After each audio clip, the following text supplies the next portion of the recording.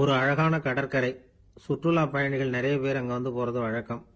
சனி ஞாயிறு கூட்டம் அதிகமா இருக்கும். அதோட விளைவு என்னங்கிறது அடுத்த நாள் தான் தெரியும். ஆமா, அந்த கடற்கரையை சுத்தப்படுத்துற தொழிலாளிகள் திங்கட்கிழமை ரொம்ப சிரமப்படுவாங்க. சனி ஞாயிறு வந்த கூட்டம் கடற்கரை பூராவும் காலி ஐஸ்கிரீம் கப்புகளை வந்து வீசி எறிஞ்சிட்டு போயிருக்கும். ஆயிரக்கணக்கான கப்புகள் அங்க பரவலா கிடக்கும். அதையெல்லாம் பொறுக்கி எடுத்து சுத்தம் பண்ணி ஆகணும். இதனால திங்கட்கிழமை வேலைக்கு வர்றதுக்கு எல்லாரும் பயப்படுவாங்க. அப்படி ஒரு நிலைமை. பல பேர் அன்னைக்கு வந்து லீவ் எடுத்துட்டு போயிடுறது வழக்கம். நமக்கு எதுக்கு இன்னைக்கு தொந்தரவுன்னு. இது ஒரு பெரிய பிரச்சனையா இருந்தது. இதுக்கு என்ன பண்ணலாம் அப்படின்னு யோசனை பண்ணாங்க. ஒரு ஆலோசனை கூட்டத்துக்கு ஏற்பாடு பண்ணாங்களாம். அந்த நகர நிர்வாக அலுவலர்கள், பணியாளர்கள் எல்லாரும் அதுல கலந்துகிட்டாங்க. கூட்டம் ஆரம்பமாச்சு. ஆரம்பத்துல சொன்னாங்க, இந்த பிரச்சனைக்கு ஒரு தீர்வு வேணும், என்ன பண்ணலாம், அதை முடிவு செய்யறதுக்கு தான் இந்த கூட்டம். இதுல நீங்க செய்ய வேண்டியது என்னன்னா, உங்களுக்கு தோன்றுகிற யோசனை எதுவா இருந்தாலும் சொல்லுங்க.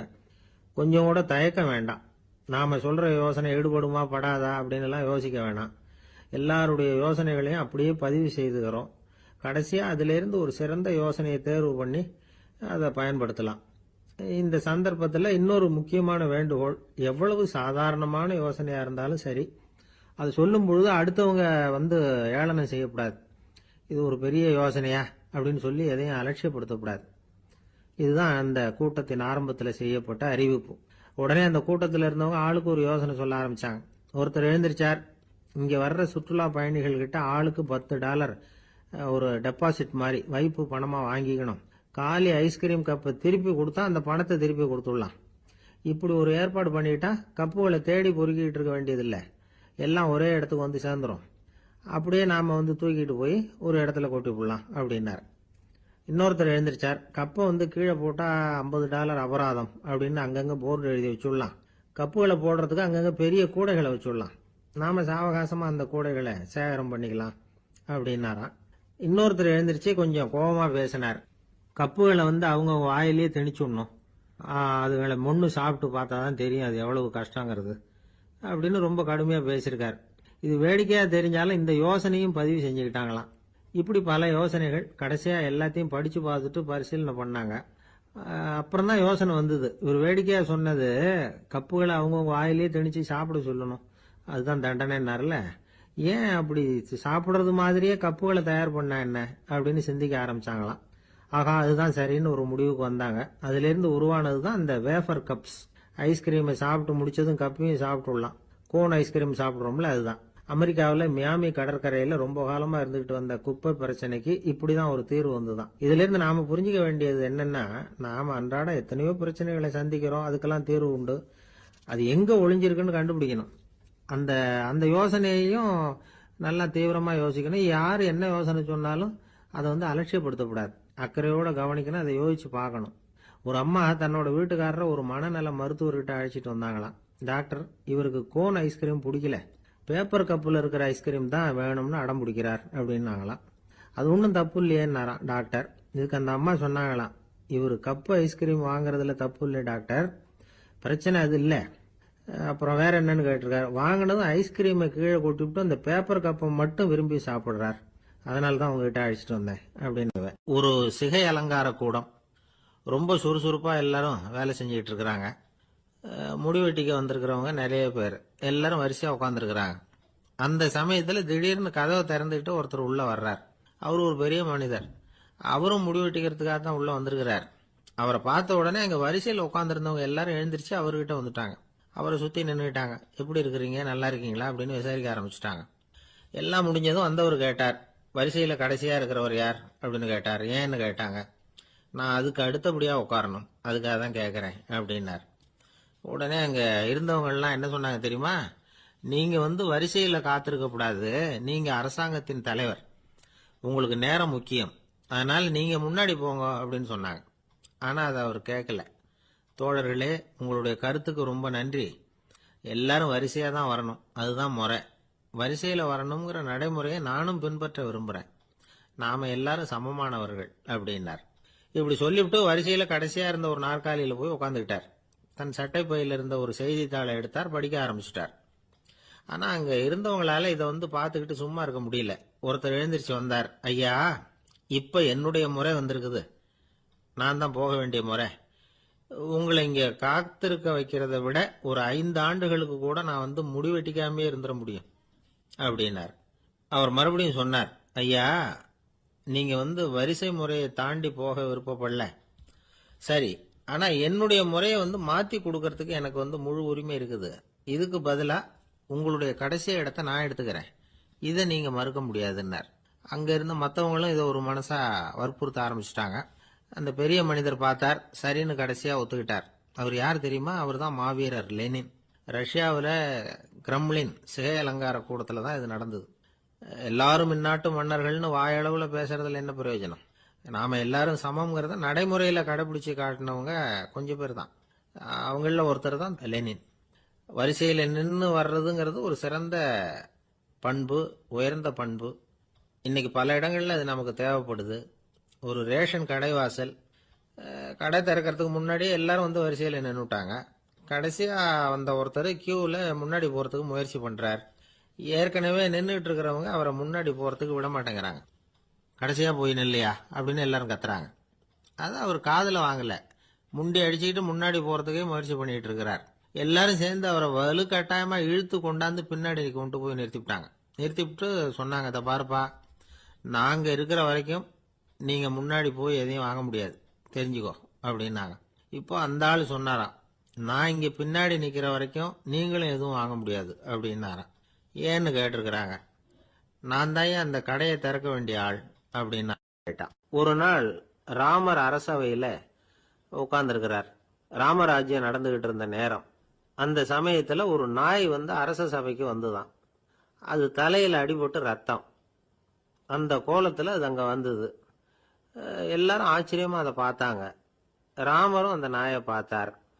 நீங்க வந்த காரியம் என்ன, என்ன நடந்தது, எதுவா இருந்தாலும் பயப்படாம சொல்லு அப்படின்னார். உடனே அந்த நாய் மெதுவா சொல்ல ஆரம்பிச்சுதான். ஐயா, நான் தெருவில் போய்கிட்டு இருந்தேன். வழியில ஒருத்தர் வந்தார். அவர் வேத சாஸ்திரம்லாம் படிச்ச பெரியவர். அவர் எந்த காரணமும் இல்லாம அவர் கையில வச்சிருந்த குச்சியால என் தலையில அடிச்சுட்டார். அதுதான் தலையில ரத்தம். இதை நீங்க விசாரிச்சு தகுந்த தீர்ப்பு வழங்கணும் அப்படின்னு தான் அந்த நாய். ராமர் பார்த்தார். உடனே தன்னுடைய காவலர்களை அனுப்புனார். அந்த ஆளை எங்க இருந்தாலும் போய் கொண்டுட்டு வாங்க அப்படின்னு விட்டார். காவலர்கள் போனாங்க. அந்த ஆளை பிடிச்சி கொண்டு வந்துட்டாங்க. அரண்மனைக்கு வா அப்படின்னு சொல்லி கூப்பிட்டுட்டு வந்துட்டாங்க. என்ன நடந்ததுன்னு விசாரிச்சார் ராமர். அதுக்கு அந்த ஆள் சொன்னார், நான் வீதி வழியா வந்துகிட்டு இருந்தேன். குறுக்க இந்த நாய் வந்தது. நான் அவசரமா போய்கிட்டு இருந்தேன். இது எனக்கு வழி விடாம குறுக்க பூந்து இடைஞ்சல் பண்ணிச்சு. எனக்கு கோபம் வந்துட்டுது. அதனால அடிச்சுட்டேன். வேத சாஸ்திரம் படிச்ச நான் என் வசம் இழந்து கோபப்பட்டது பெரிய தப்பு தான். அதை நான் ஒத்துக்கிறேன். குற்றத்தை ஒப்புக்கொள்றேன். எனக்கு என்ன தண்டனை கொடுக்கணுமோ அதை கொடுங்க, ஏத்துக்கிறேன் அப்படின்னு விட்டார். சரி, இப்ப அந்த ஆளுக்கு தண்டனை கொடுக்கணும். என்ன தண்டனை கொடுக்கறது யோசனை பண்ணார் ராமர். அதையும் அந்த நாய்கிட்டயே கேட்டார். நீயே சொல்லு, என்ன தண்டனை கொடுக்கலாம் இவருக்கு அப்படின்னார். இதுக்கு அந்த நாய் என்ன சொல்லிச்சு தெரியுமா? இவரை ஏதாவது ஒரு கோயிலுக்கு தர்மகர்த்தாவா நியமனம் பண்ணி விடுங்க, அதுதான் இவருக்கு சரியான தண்டனை அப்படின்னுது. இதை கேட்டதும் ராமர் முகத்துல புன்னகை. ஆனா அங்க இருந்த மற்றவங்களுக்கெல்லாம் ஆச்சரியம். அது எப்படி தப்பு செஞ்சவங்களுக்கு தண்டனை கொடுக்கறது தானே நியாயம், அதை விட்டுட்டு தர்மகர்த்தா பதவியை கொடுக்க சொல்லுதே இந்த நாய் அப்படிங்கிற ஆச்சரியம். இந்த சந்தேகத்தை அந்த நாய்கிட்டயே கேட்டாங்க அங்க இருந்தவங்க. இதுக்கு அந்த நாய் பதில் சொல்லிச்சான். நான் போன பிறவியில ஒரு கோயிலுக்கு தர்மகர்த்தாவா இருந்தேன். எவ்வளவோ கவனமா எச்சரிக்கையா தான் என்னுடைய கடமைகளை எல்லாம் செஞ்சுக்கிட்டு வந்தேன். அப்படி இருந்தாலும் சில சமயங்கள்ல என்னையும் மீறி கோயில் செல்வத்தை நான் அனுபவிக்கிறதுக்கு காரணம் ஆயிட்டேன். ஒரு கோவிலுக்கு தர்மகர்த்தாவா இருக்கிறவங்க எப்படியும் இந்த பாவத்திலிருந்து தப்பிக்கிறது கஷ்டம். அதனாலதான் நான் இந்த பிறவியில நாயா பிறந்து இப்படி கஷ்டப்படுறேன். இதே நிலைமை இந்த ஆளுக்கும் ஏற்படணும் அப்படிங்கிறதுக்காக தான் அவரையும் ஒரு கோயிலுக்கு தர்மகர்த்தாவை நியமிக்கும்படி கேட்டுக்கிட்டேன் அப்படின்னு தான் இந்த நாய். இதுல இருந்து என்ன தெரியுது? எந்த பதவியில நாம இருந்தாலும் நமக்கு தெரியாம கூட அதை தவறா உபயோகப்படுத்த கூடாதுங்கிறத இதுல இருந்து புரிஞ்சுக்கணும். இல்லைன்னா அடுத்த பிறவியில நாயா பிறந்து எங்கேயாவது போய் வாழை ஆட்டிட்டு நிக்க வேண்டியதுதான். கோவில் வாசல்ல 2 நாய் பேசிக்கிட்டு இருந்துதான். போன ஜென்மத்துல நான் மனுஷனாதான் இருந்தேன். ஒரு கோவில் பூசாரி பேச்சை கேட்டுட்டு அவரோட கூட்டு சேர்ந்துக்கிட்டு ஆண்டவன் போட்டிருந்த நகையெல்லாம் அபகரிச்சு என்கிட்ட கொடுத்தாரு அவரு. நான் எடுத்துட்டு வந்துட்டேன். திருடினது அந்த ஆள் தான், எடுத்துட்டு வந்தது தானா? இருந்தாலும் நான் மட்டும் நாயா பிறந்துட்டேன். இப்போ மட்டும் அந்த பூசாரி என்கிட்ட மாட்டினா கடிச்சு குதறி போடுவேன் அப்படின்னு தான். அவசரப்பட்டு அப்படி செஞ்சுடாதே. பதிலுக்கு அவரும் உன்னை திருப்பி கடிச்சாலும் கடிச்சிருவார். ஏன்னா அவரும் இப்போ ஒரு நாயா தான் பிறந்திருக்கிறார் அப்படின்னு தான் இன்னொன்று. அது எப்படி உனக்கு தெரியும்னு தான் இது. நான் தானே அது அப்படின்னு தான் அந்த நலம். ஒரு நண்பர் வந்தார். ரொம்பவும் இறுக்கமா உடை அணிஞ்சிருந்தார். அதாவது ஆடைக்குள்ள அவர் மாட்டிக்கிட்டு இருந்தது மாதிரி தெரிஞ்சது. ஏன் துணி குறைச்சலா எடுத்துட்டீங்களா அப்படின்னு கேட்டோம். இல்லைங்க, எனக்கு எப்பவுமே இறுக்கமா உடை அணியறது தான் பிடிக்கும் அப்படின்னார். ஒருத்தர் எப்படி உடை அணிகிறார் அப்படிங்கிறத வச்சே அந்த ஆள் எப்படிப்பட்டவர் அப்படிங்கிறத கண்டுபிடிச்சிடலாம். உடை அணிகிற விதம் ஒருத்தருடைய மனநிலையை வெளிப்படுத்துதான். இப்ப இறுக்கமான உடை அணிகிறவங்க பொதுவா மன நிம்மதி இல்லாதவங்களா இருப்பாங்களாம், கோபக்காரங்களா இருப்பாங்களாம். ரொம்ப தொலைதொலைப்பா ஆடை அணிகிறவங்க இருக்கிறாங்கல்ல, அவங்கெல்லாம் அமைதியான ஆளா இருப்பாங்களாம், சாந்தமா இருப்பாங்களாம். இவங்கெல்லாம் போராடுறதுக்கு சரியா வரமாட்டாங்களாம். இப்படி ஒரு கணிப்பு இருக்குது. அதனாலதான் போர் வீரர்களுக்கெல்லாம் இறுக்கமான உடையை தான் கொடுக்கறது வழக்கம். ஆனா சன்னியாசிகளை பாருங்க, அவங்களுக்கெல்லாம் ரொம்ப தொலை உடைகள் தான். அவங்கெல்லாம் டைட் பேண்ட் போட்டுக்கிட்டு நிக்க மாட்டாங்க சன்னியாசிகள்லாம். அதே மாதிரி சன்னியாசிகள்லாம் காவி உடைய தேர்ந்தெடுக்கிறதுக்கும் காரணம் உண்டு. பல ஆண்டுகள் சோதனை செஞ்சு பார்த்துட்டு தான் சன்னியாசத்துக்கு காவி தான் சரி அப்படின்னு முடிவு பண்ணியிருக்கிறாங்க. இப்ப பௌதீக விஞ்ஞானப்படியும் அதுதான் சரி. அதாவது சூரிய ஒளியில 7 வண்ணங்கள் உண்டு. ஒரு பொருள் மேல அது விழும் பொழுது அந்த பொருள் நமக்கு சிவப்பா தெரிஞ்சதுன்னா அந்த பொருள் சிவப்பை தவிர மற்ற எல்லா நிற கதிர்களையும் உள்வாங்கிக்கிட்டு சிவப்பு நிறத்தை மட்டும் வெளியில விடுது. அதாவது விலக்கி விடுது. அதனாலதான் அந்த பொருள் சிவப்பா தெரியுது. உடல் ஆரோக்கியத்துக்கு ஓரளவு சிவப்பு தேவைப்படுது. அதனாலதான் காவி உடை அணிஞ்சா சூரிய ஒளி ஓரளவு சிவப்பை விலக்கிவிடும். அதாவது சிவப்பின் பலனும் கிடைக்கும், இந்த சிவப்பின் கெடுதலும் இல்லை அப்படின்னு யோசனை பண்ணாங்க. காவி உதய வேளையின் நிறம். கீழ் வானத்துல கதிர் உதிக்கிற வேளையில முதல் ஒளி தோன்றுகிற நேரத்துல காவி நிறம் தான் கசியும். தியானம் செய்யறப்போ முதல்ல காணக்கூடிய ஒளி காவி நிறம் தான். தியானத்தின் உச்ச நிலையின் நிறம் நீலம். தியானம் காவி நிறத்துல ஆரம்பமாகி நீல நிறத்துல நிறைவடைகிறது அப்படிங்கிறார் ஓஷோ. நீலம் தியான சிகரம், காவி தியான ஆரம்ப குறியீடு, ஒரு சன்னியாசியின் ஆரம்ப தரிசனம் அப்படிங்கிறார் அவர். ஒருத்தர் நாள் பூரா காவி உடைய அணிஞ்சிருந்தா அந்த நிறம் அவருக்கு தியானத்தை பற்றிய நினைவை ஊட்டிக்கிட்டே இருக்கும். இப்படியே ஆடைக்கும் தியானத்துக்கும் இடையில ஒரு தொடர் ஏற்படுது. ஒரு துறவியின் உள்ளார்ந்த பண்பா அது மாறுது. கடை வீதியில ஒரு பொருள் வாங்க போறோம். அது மறந்துடக்கூடாதுங்கிறதுக்காக ஞாபகம் முடிச்சு போட்டுக்கிறோம். அந்த முடிச்சுக்கும் பொருளுக்கும் தொடர்பு இல்லை. ஆனா கடை வீதிக்கு போன உடனே அந்த முடிச்சு அந்த பொருளை ஞாபகப்படுத்துது. அதாவது அந்த முடிச்சு ஒரு தொடர்பு அம்சமா அமையுது. அது மாதிரிதான் காவி உடையும். ஒரு துறவி நடக்கும் பொழுது, சாப்பிடும் பொழுது, குளிக்கும் பொழுது அவருடைய காவி உடை அவருக்கு ஞாபகப்படுத்திக்கிட்டே இருக்கும். அது ஒரு நிலைப்படுத்தப்பட்ட நினைவாக ஞாபக முடிச்சாக மாறிடுது. காவி ஆடை இல்லைன்னா ஒருத்தரால துறவியாக முடியாதுன்னு அர்த்தம் இல்லை. அதே நேரத்துல காவி ஆடையால ஒன்னும் பிரயோஜனம் இல்லை, அதுல ஒன்னும் அர்த்தம் இல்லை அப்படின்னு சொல்லிட முடியாது. இதுதான் உண்மை. இவ்வளவு தூரம் காவி ஆடையை பத்தி சொல்றதுனால எல்லாரும் சன்னியாசியா போடுங்கோ அப்படின்னு நாம சொல்றதாக யாரும் நினைச்சிடக்கூடாது. மனசுக்கும் நிறத்துக்கும் உள்ள சம்பந்தத்தை தெரிஞ்சுக்கிறதுக்காக தான் இவ்வளவு. நமக்கு தெரிஞ்ச நண்பர் ஒருத்தர் இருக்கிறார், ஆபீஸ்ல வேலை பார்க்கிறவர். ஒவ்வொரு மாசமும் 20ஆம் தேதிக்கு பிறகு அவரை போய் பாத்தீங்கன்னா காவி உடை அணிஞ்சுக்கிட்டு, கண்ணை மூடிக்கிட்டு, கை ரெண்டையும் விரிச்சு வச்சுக்கிட்டு தியானத்திலேயே உட்காந்துருப்பார்.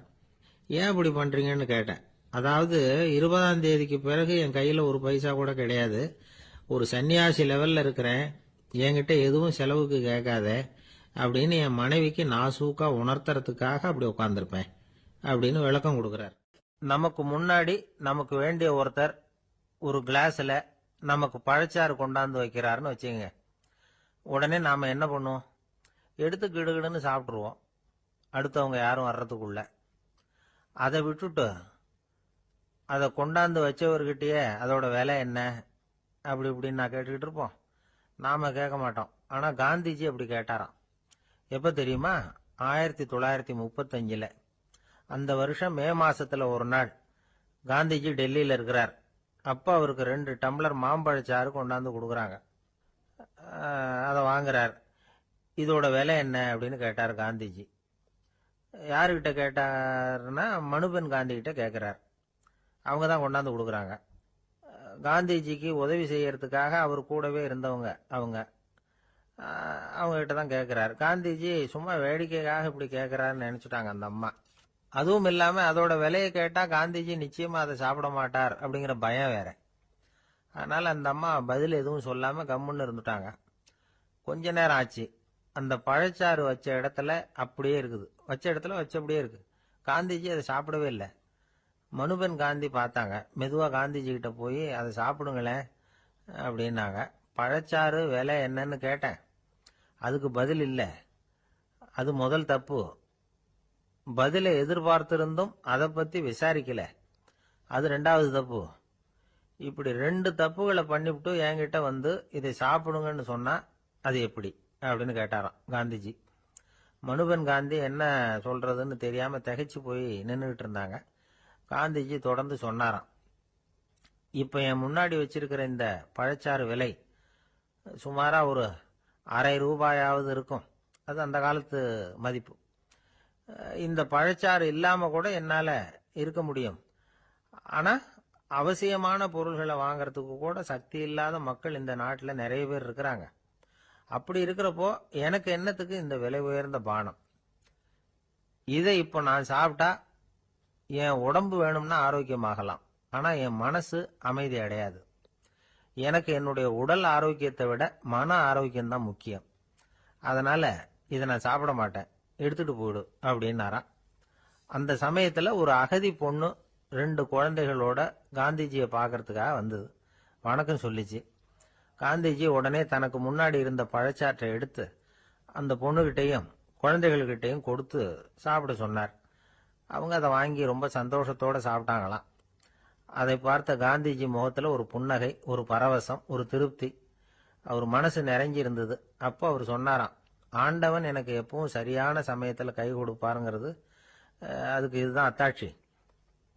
நான் ஒரு இக்கட்டான சூழ்நிலையில இருக்கிறப்ப கூட கடவுளின் கருணையால அந்த சூழ்நிலை என்னை பாதிக்கல. என் கூட இவ்வளவு நாள் பழகியும் கூட இங்க இருக்கிறவங்க எனக்கு அதிக விலையுள்ள பழரசத்தை கொடுத்தாங்க.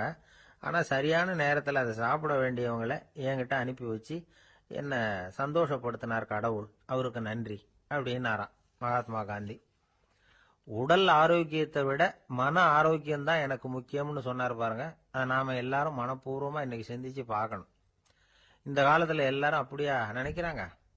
எனக்கு தெரிஞ்ச ஒருத்தர் இருந்தார். தினமும் காலையில ஒரு காபி சாப்பிட உட்கார்ற நேரத்துல பக்கத்து வீட்டுக்காரர் வந்து சேருவார் கரெக்டா. உடனே அவரும் தனக்குன்னு வந்திருக்கிற காப்பியை எடுத்து மனப்பூர்வமா பக்கத்து வீட்டுக்காரர்கிட்ட கொடுத்துருவார். அதுக்கப்புறம் அவருக்காக வேற காப்பி போட்டு கொண்டாந்து கொடுத்தாலும் வேண்டான்னு சொல்லிடுவார். ஆண்டவனா பார்த்து சரியான நேரத்துல அவரை எங்க வீட்டுக்கு தினமும் அனுப்பி வைக்கிறார் அப்படிம்பார். ஏன் அப்படி சொல்றீங்க அப்படின்னு கேட்டோம் ஒரு நாள்.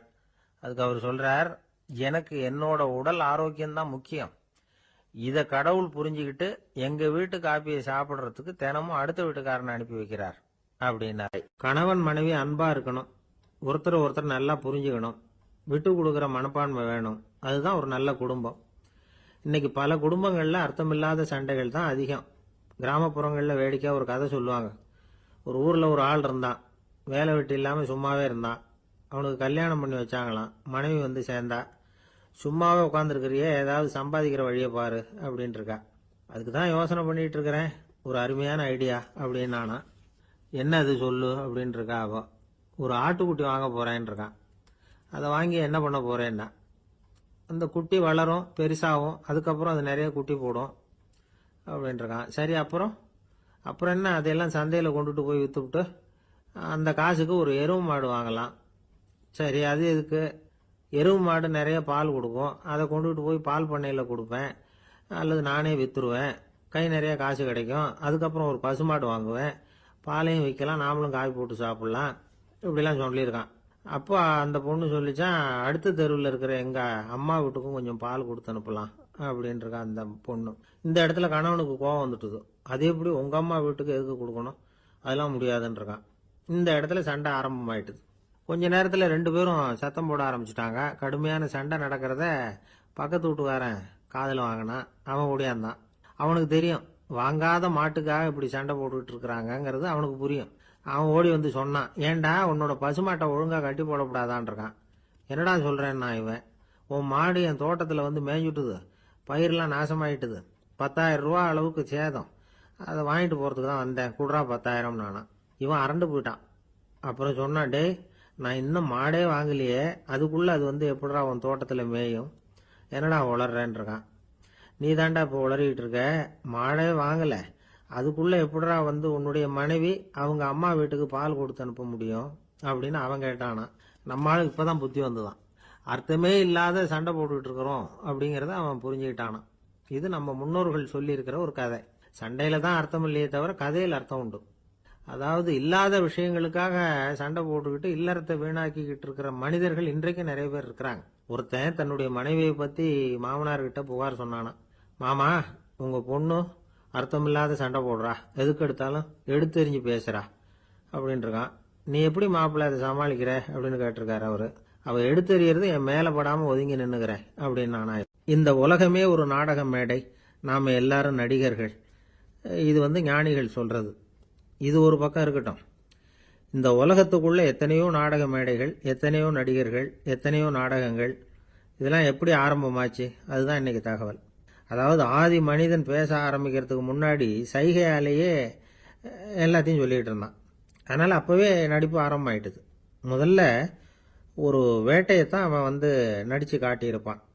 இவன் எப்படி போனான், எதிரில் மிருகம் எப்படி வந்தது, அதோட எப்படி சண்டை போட்டான், எப்படி அடித்து கொண்டுகிட்டு வந்தான், இதை அப்படியே மற்றவங்களுக்கு நடித்து காட்டியிருப்பான். ஏன்னா மொழி கிடையாது. இந்த காலத்துல எல்லாம் நாடகங்களில் நடிக்கிறவங்கள நடிகர்கள்ங்கிறோம். ஒரு காலத்தில் இவங்களுக்கு என்ன பேர் தெரியுமா, திஸ்பியர்கள் அப்படின்னு பேரான். இதுக்கு காரணம் உண்டு.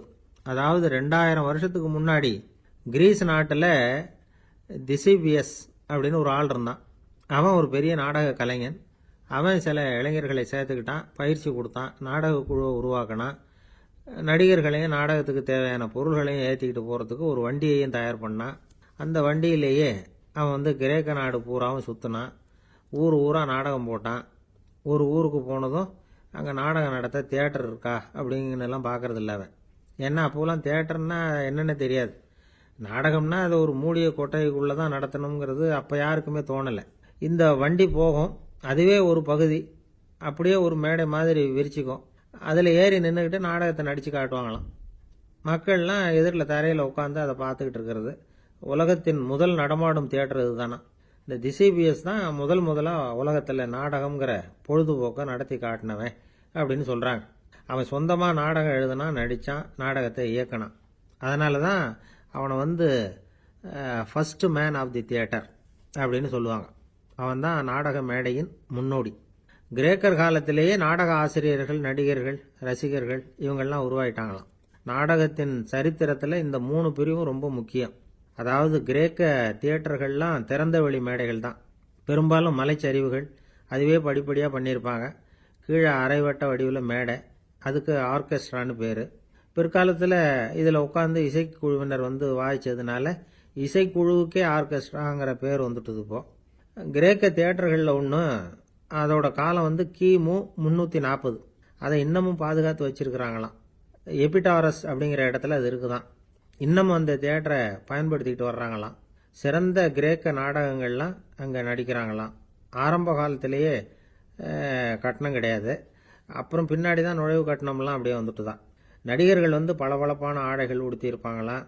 இந்த குதிகால் உயர்ந்த காலணிகள் போட்டிருப்பாங்களாம். இதெல்லாம் பழைய குறிப்புகள். பலவிதமான உருவங்களில் மாஸ்க் அப்படின்னு சொல்லப்படுற முகமூடி. அதனால் ஒரே நடிகர் பல வேடங்களில் நடிக்கிறது உண்டான். ஆரம்பத்தில் பெண் நடிகர்கள் கிடையாது, எல்லாம் ஆண் நடிகர்கள் தான். ரோமானியர்கள் தான் முதல் நிரந்தர நாடக மேடையை கட்டினவங்க. அதுதான் முதல் தியேட்டர். கிமு 1048 காலகட்டத்தில் பாம்பிங்கிற நகரத்தில் அதை கட்டியிருக்கிறாங்களாம். கிரேக்க ரோமானிய தியேட்டர்களின் அடிப்படையிலேயே இந்த இத்தாலிய வடிவ அமைப்பாளர்கள் இந்த குதிரை லாட வடிவில் ஒரு ஆடிட்டோரியத்தை உருவாக்கினாங்களாம். இப்படி அதை பற்றி நிறைய தகவல் இருக்குது. 1576 லண்டனில் இந்த வின்ஸ்பர்ரி, அப்புறம் இந்த பில்ட்ஸில், அப்புறம் ஜேம்ஸ் இப்படிங்கிற ஒரு முயற்சியால் தான் இங்கிலாந்தில் முதல் தியேட்டர் உருவாச்சான். அப்படி ஒருத்தர் இருந்தாராம். உலக நாடக மேடையின் வரலாறு இதுதான். அதாவது இப்பெல்லாம் அறிவியல் வளர்ச்சி அதிகமாயிட்டுது, திரைப்படம், தொலைக்காட்சி எல்லாம் வந்தாச்சு. ஒவ்வொரு வீடுமே ஒரு குட்டி தியேட்டர் மாதிரி ஆயிட்டுது. தொலைக்காட்சி முன்னாடி உட்காந்து எழுந்திருக்கவே மனசு வர்றதில்லை. ஒரு அம்மா ஒரு மனோதத்துவ டாக்டரை தேடிட்டு வந்தாங்களாம் இந்த காலத்தில். டாக்டர், எங்கள் வீட்டுக்காரர் எப்போ பார்த்தாலும் டிவி முன்னாடி உட்காந்துக்கிட்டு அதையே வெறிச்சு பார்த்துக்கிட்டு இருக்கிறார், உத்து பார்த்துக்கிட்டு இருக்கார், எனக்கு சந்தேகமாக இருக்குன்னாங்களாம். இது மனக்கோளாறு இல்லைங்க, ஆர்வ கோளாறு, அவ்வளவுதான், இதுக்காக பயப்படாதீங்கன்னாராம் டாக்டர். அப்படி இல்லை டாக்டர், டிவி ஓடும் பொழுது நாம் எல்லாம் அதை பார்க்குறோம் சரி, ஆனால் அவர் அப்படி இல்லை, டிவியை நிறுத்தினதுக்கு அப்புறமும் அதையே உத்து பார்த்துட்டு உட்காந்துருக்கிறார், அதனால தான் சந்தேகப்பட்டு உங்ககிட்ட வந்தேன் அப்படின்னாங்களாம். ஒரு ஊரில் ஒரு மன்னன் இருந்தான், கொடுங்கோல் மன்னன். நிறைய தொந்தரவு பண்ணிக்கிட்டு இருந்தான். அவன் ஒரு தடவை என்ன பண்ணான் தெரியுமா? ஒரு தப்பும் பண்ணாத ஒரு இளைஞனை பிடிச்சி ஜெயிலில் அடைச்சுட்டான். அந்த பையனோட சொந்தக்காரங்கள்லாம் ராஜா கிட்ட போனாங்க. அவன் ஒரு தவறும் பண்ணல, அவனை விடுதலை பண்ணுங்க அப்படின்னு கெஞ்சி கேட்டுக்கிட்டாங்க. மன்னன் யோசனை பண்ணான். அந்த இளைஞனை கூப்பிட்டுக்கிட்டு வர சொன்னான். அவனை கொண்டாந்து ராஜா முன்னாடி நிறுத்தினாங்க. இதை பாருப்பா, உன்னை நான் விடுதலை பண்ணுவேன், ஆனால் ஒரு கண்டிஷன், அந்த நிபந்தனையை நீ நிறைவேற்றினா உனக்கு விடுதலை அப்படின்னா மன்னன். சரின்னு ஒத்துக்கிட்டான் பையன்.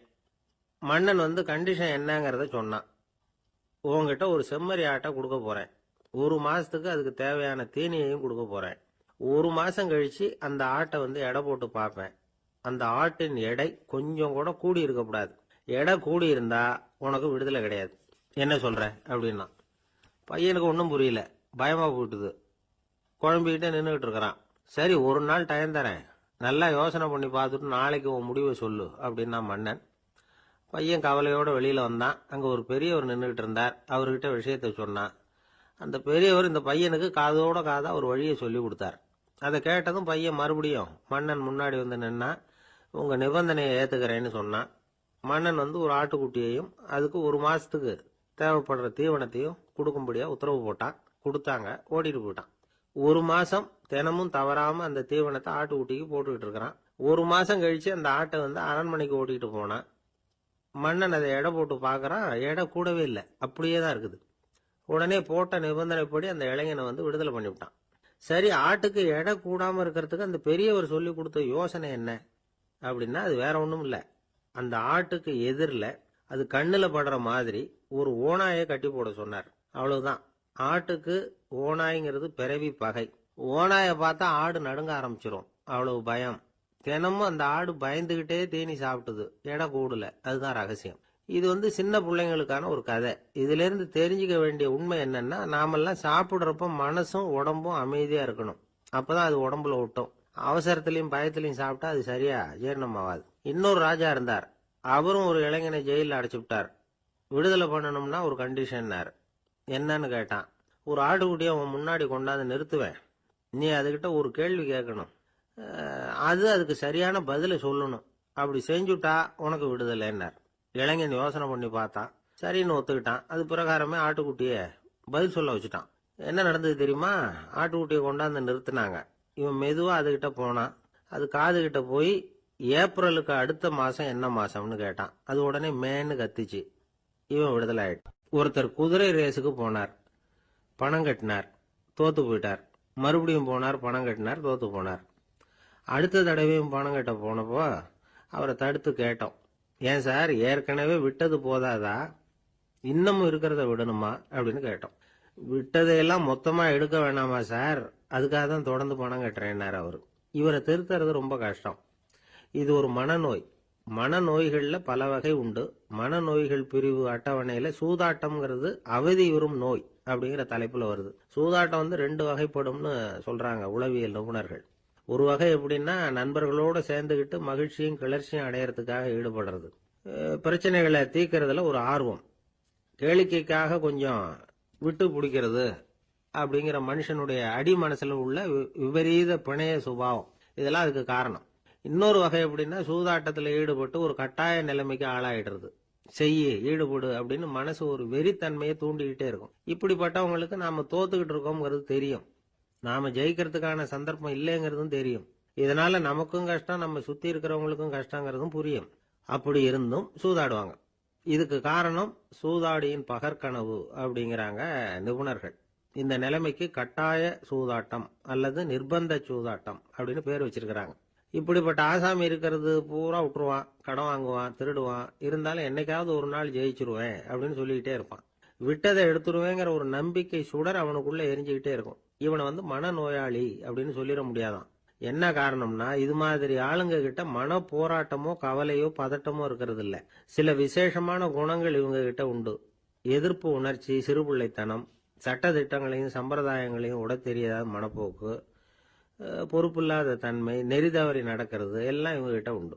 ஆனா வெளிப்பார்வைக்கு ரொம்ப சிநேகமா இருப்பாங்க, அன்பா இருப்பாங்க, அப்படி இருக்கிறதாக காட்டிக்குவாங்க. ஆதாயம், சுயலாபம் இதெல்லாம் கருதி தான் பழகுவாங்க. இவங்க கேட்கறப்ப நாம பணம் கொடுக்கலன்னு வச்சுக்கோங்க, நம்மளை கை விட்டுருவாங்க. நம்ம மேல அவாண்டமா பழி சுமத்துறது கூட தயங்க மாட்டாங்க. தங்களுடைய சூதாட்ட நடவடிக்கைகளுக்கு சாதகமான காரணங்களை சொல்லிட்டு இருப்பாங்க. நீ வேணும்னா பாரு, ஒரே நாள்ல நான் இழந்ததையெல்லாம் மீட்டு லட்சாதிபதி ஆறனா இல்லையா பாரு அப்படிம்பாங்க.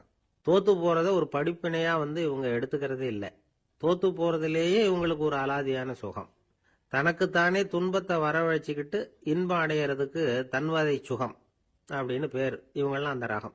சில பேர் எப்படி தெரியுமா, மந்திர எண்ணங்களை வரவழைச்சிக்கிறது, சூதாடுறதுக்காக ஆபீஸ்ல கையாடல் பண்றது, அடுத்தவங்க கிட்ட இருந்து திருடுறது. இந்த மந்திர எண்ணம் தீவிரமாச்சுன்னா ஒரு மாதிரியா பேச ஆரம்பிச்சிருவாங்க. தோல்விதான் சார் வெற்றிக்கு முதல் படியும்பாங்க. தன்னால பகடக்காய்களையும் குதிரை ஓட்டிகளையும், அதாவது இந்த ஜாக்கிகள், அதெல்லாம் கட்டுப்படுத்த முடியுங்கிற பித்து நிலைக்கு இவங்கெல்லாம் தள்ளப்பட்டுருவாங்க. சில சூதாடிகள் ஆராய்ச்சி பார்த்ததுல என்ன தெரிய வந்தது தெரியுமா, அவங்கெல்லாம் குழந்தை பருவத்துல அன்புக்காக ஏங்கினவங்களாம், புறக்கணிக்கப்பட்டவங்களாம், உதவிகளை பெற முடியாதவங்க, இப்படிலாம் இருந்திருக்கிறாங்க. இவங்க வளர வளர மற்றவங்க சௌகரியம் பற்றி அக்கறை இல்லாதவங்களா ஆயிடுறாங்க. அதிர்ஷ்ட தேவதை தன்னோட இருக்கிறாங்க அப்படிங்கிற அசையாத நம்பிக்கை இவங்களுக்கு. இவங்களை திருத்துறது ரொம்ப கஷ்டம். அதனால பந்தயம், சூதாட்டம் இது மாதிரியான விஷயங்களை விட்டு விலகியே இருக்கிறது தான் நமக்கு நல்லது. ஒரு ஆள் சொன்னான், என்னுடைய குதிரை வேகமா ஓடுறதுக்கு என்ன வழி அப்படின்னு கால்நடை மருத்துவர்கிட்ட யோசனை கேட்டேன். அவர் ஒரு பாட்டில் நிறைய மாத்திரைகளை கொடுத்து தினம் 2 மாத்திரை வீதமா கொடுக்க சொன்னார். முத நாள் 2 மாத்திரையை கொடுத்துட்டு அது மேலே ஏறி உட்கார்றதுக்கு போனேன். அவ்வளவுதான். அதுக்குள்ள அது அம்பு மாதிரி பாஞ்சு ஓடி போச்சு.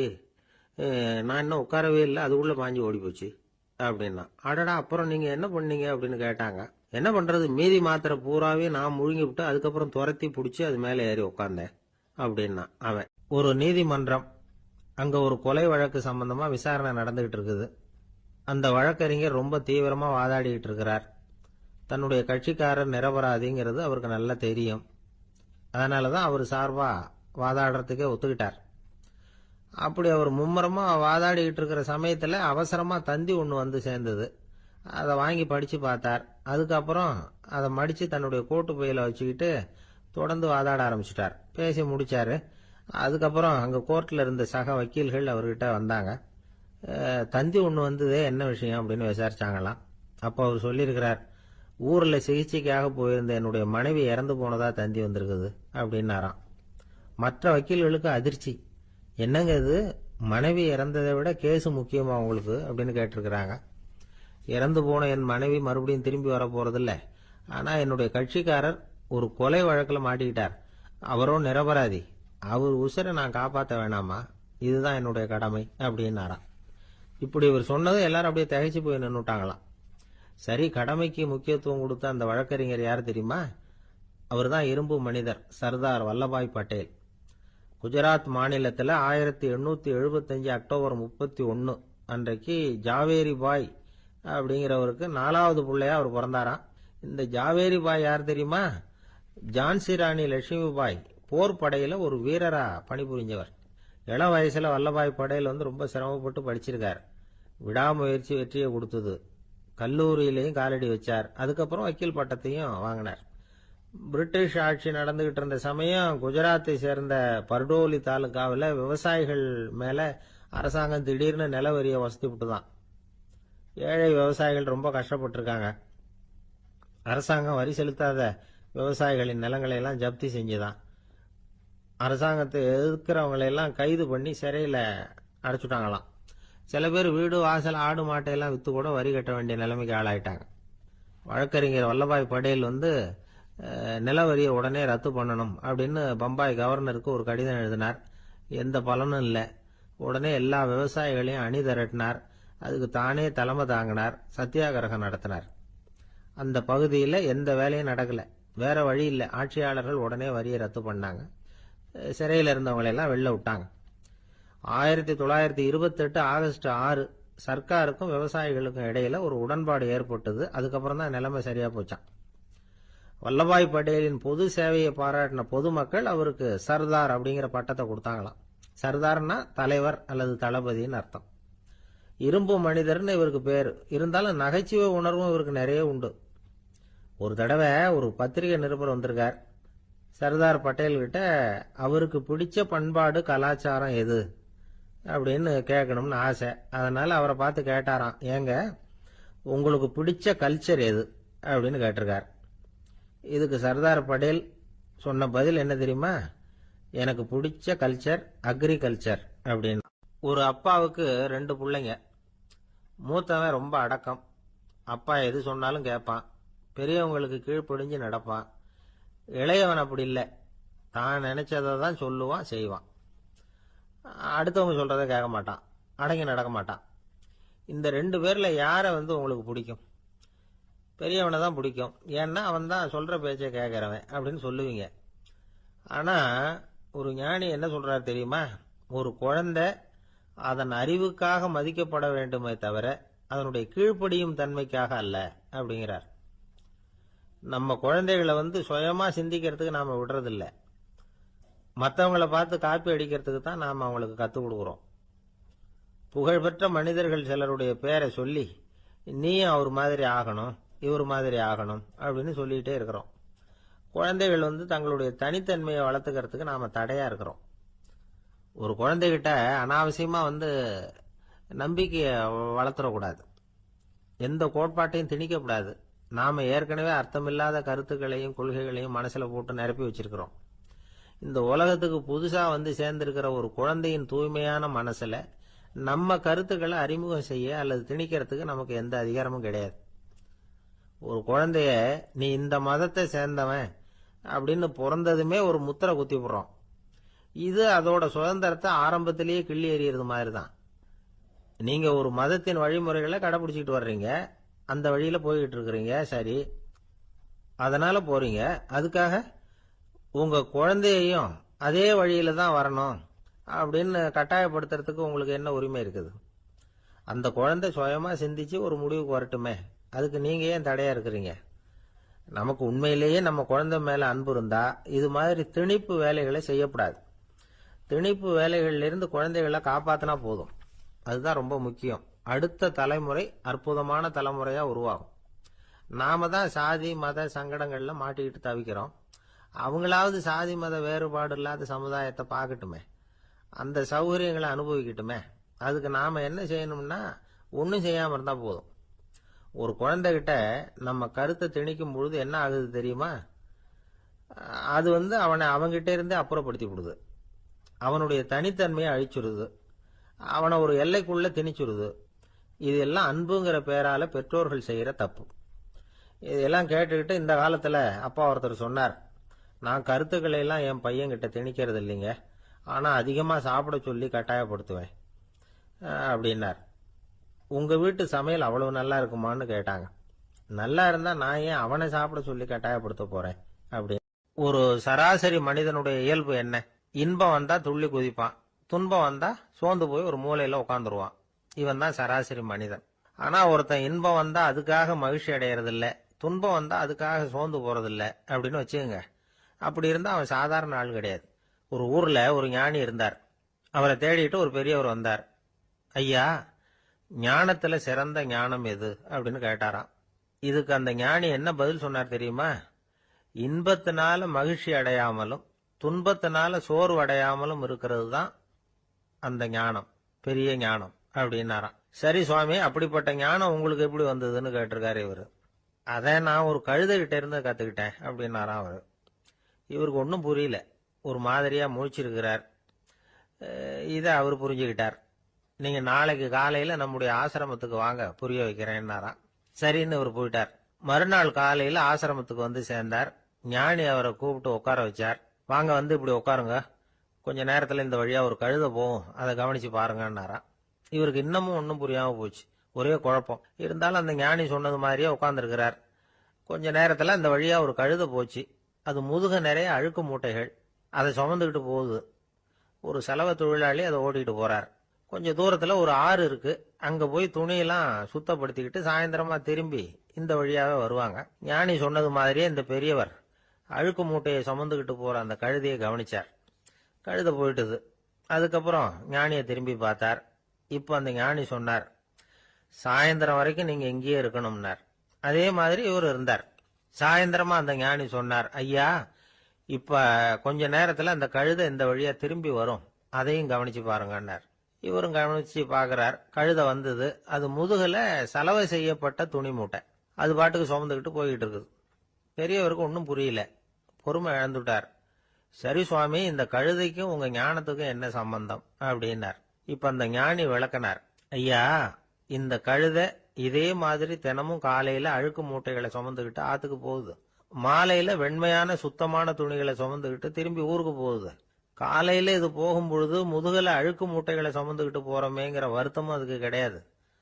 சாயந்தரம் திரும்பி வரும்பொழுது சுத்தமான துணிகளை சுமந்துக்கிட்டு வர்றோமேங்கிற மகிழ்ச்சியும் அதுக்கு இல்லை. இதை பார்த்துதான் நானும் அது மாதிரி ஞானத்தை கத்துக்கிட்டேன் அப்படின்னாராம். அதனால யாரு கத்து கொடுக்கறாங்க அப்படிங்கறத விட எதை கத்துக்கிறோம் அப்படிங்கிறது தான் முக்கியம். ஒரு சினிமா பாக்குறோம். ஒரு அருவி கொட்டுறது மாதிரி காட்சி வருது, தண்ணீர் வழியுது. படம் முடிஞ்சதும் பாத்தீங்கன்னா அந்த திரை என்ன நனைஞ்சு போயா இருக்கும். ஒரு தீப்பிடிச்சு எரியிற காட்சியை சினிமாவில் பாக்குறீங்க. காட்சி முடிஞ்சதும் அந்த வெண் திரையே கருகி போயா இருக்கும். படத்துல வர்ற தண்ணீரும் நெருப்பும் அந்த திரையை பாதிக்கிறது இல்லை. நாம அந்த திரை மாதிரி இருக்கிறதுக்கு கத்துக்கணுமா. அந்த பக்குவம் வந்துட்டுதுன்னா இன்பமும் துன்பமும் நம்ம எதுவும் செய்யாது.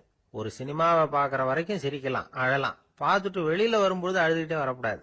ஒருத்தர் வந்தார். அப்படி படம் முடிஞ்சு வெளியில வரும்பொழுது அருவி மாதிரி கண்ணீர் சிந்திக்கிட்டே வரார். ஏன் சார் படம் அவ்வளவு சோகமா அப்படின்னு கேட்டார். இன்னொருத்தர், இல்ல சார், கூட்டம் ரொம்ப குறைச்சல் சார், மொத்தம் படம் பார்க்க வந்தவங்களே 15 பேர் தான் சார் அப்படின்னார் கண்ணீரை தொடச்சிக்கிட்டே. அதுக்கு நீங்க ஏன் சார் அழறீங்கன்னு கேட்டார் அவரு. இந்த படத்தோட தயாரிப்பாளரே நான் தான் சார் அப்படின்னாரா இவர். அவன் துஷ்டரை கண்டால் தூர விலகு, இப்படி ஒரு பழமொழி உண்டு. எதுக்காக இப்படி சொல்லி வச்சாங்க? துஷ்டன் ஏதாவது தொந்தரவு கொடுப்பான், அதனால அவனை கண்டா பயந்துகிட்டு ஓடி ஒளிஞ்சுக்கோ அப்படின்னா இதுக்கு அர்த்தம் அப்படி இல்லை. ஒரு துஷ்டன் கிட்ட நெருங்கி போறோம்னு வச்சுக்கோங்க, அவன் நமக்கு கெடுதலான ஆலோசனைகள் எதையும் சொல்லலாம், அல்லது அவன் தீய உணர்வுகள் உள்ளவனா இருக்கலாம், அல்லது தீய செயல்கள் செய்யக்கூடியவனா இருக்கலாம், அல்லது தீய நட்புனால அவன் ஏற்கனவே கெட்டு போனவனா கூட இருக்கலாம்.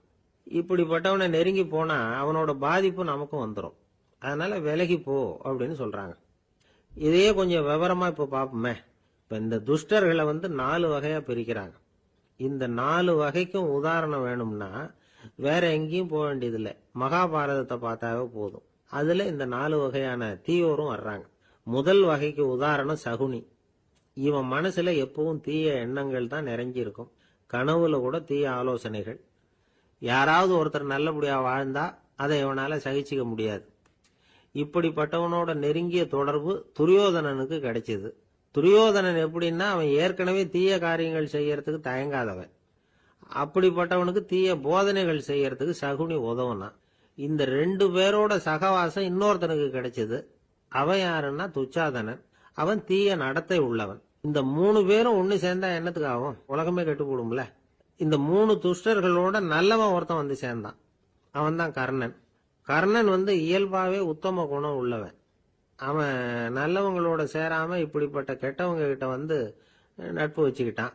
அதனால அவனும் தீய செயல்களில் ஈடுபடுறது மாதிரி ஆயிடுது. துரியோதனனுடைய நண்பனா அவனுடைய ஆதரவுல வளர்ந்ததுனால அவனுக்கு துணையா இருக்க வேண்டி இருக்குது அப்படின்னா. நட்பு உரிமையினால உதவி புரிய வேண்டியது சரிதான், அது தப்புன்னு சொல்ல முடியாது. இருந்தாலும் தீய செயல்களுக்கு உதவி செய்யறது சரியில்லை. புத்தி பலம் புஜ பலம் எல்லாம் இருந்தா கூட தெய்வ பலம் இல்லைன்னா ஜெயிக்க முடியாது. கர்ணன் மகா வீரன். இருந்தாலும் கடைசியில் அவன் கதி என்னாச்சு? அவங்ககிட்ட எல்லா நல்ல குணங்களும் இருந்தது. இருந்தாலும் ஏன் இப்படி ஆச்சு? தீயவர்களுடைய சேர்க்கை தான் காரணம். அவங்களோட சேர்ந்ததுனால இவனையும் அப்படியே நினைக்க ஆரம்பிச்சுட்டாங்கல்ல. 4 வகை துஷ்டர்கள்ல இவனும் ஒரு வகை அப்படின்னு சொல்ல ஆரம்பிச்சிட்டாங்க.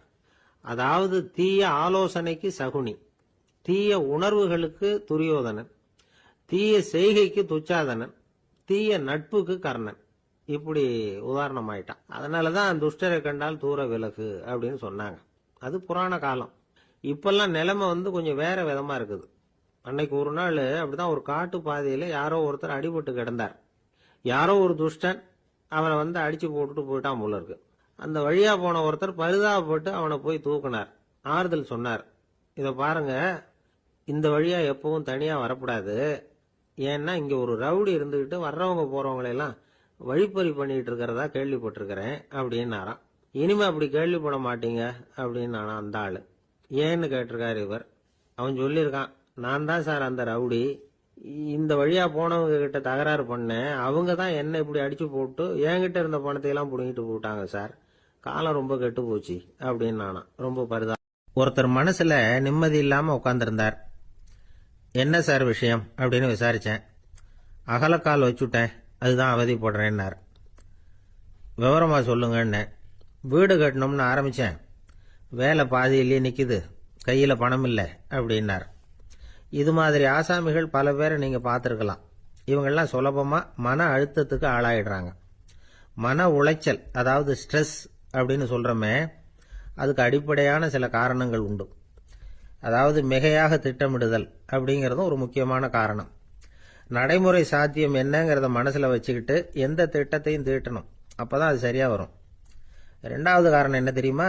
ஒரே நேரத்தில் பல்வேறு செயல்களில் ஈடுபடுறது.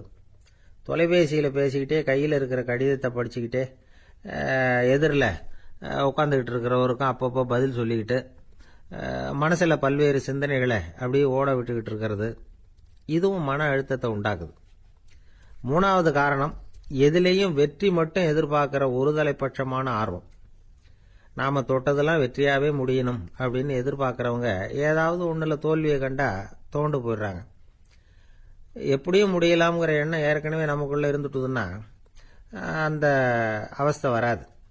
அதனால அதுவும் நம்ம வளர்த்து கொள்ள வேண்டிய ஒரு குணம். மன உளைச்சல் ஏற்படுறதுக்கு இன்னொரு காரணம், எதையும் வேகமா செஞ்சுடணும் அப்படிங்கிற துடிப்பு. அந்த துடிப்பே மனசை அழுத்த ஆரம்பிச்சிடும். எந்த ஒரு காரியத்திலையும் தாமதமோ இடையூறோ ஏற்பட்டா அதை பொறுத்துக்கிற மனப்போக்கம் வேணும்.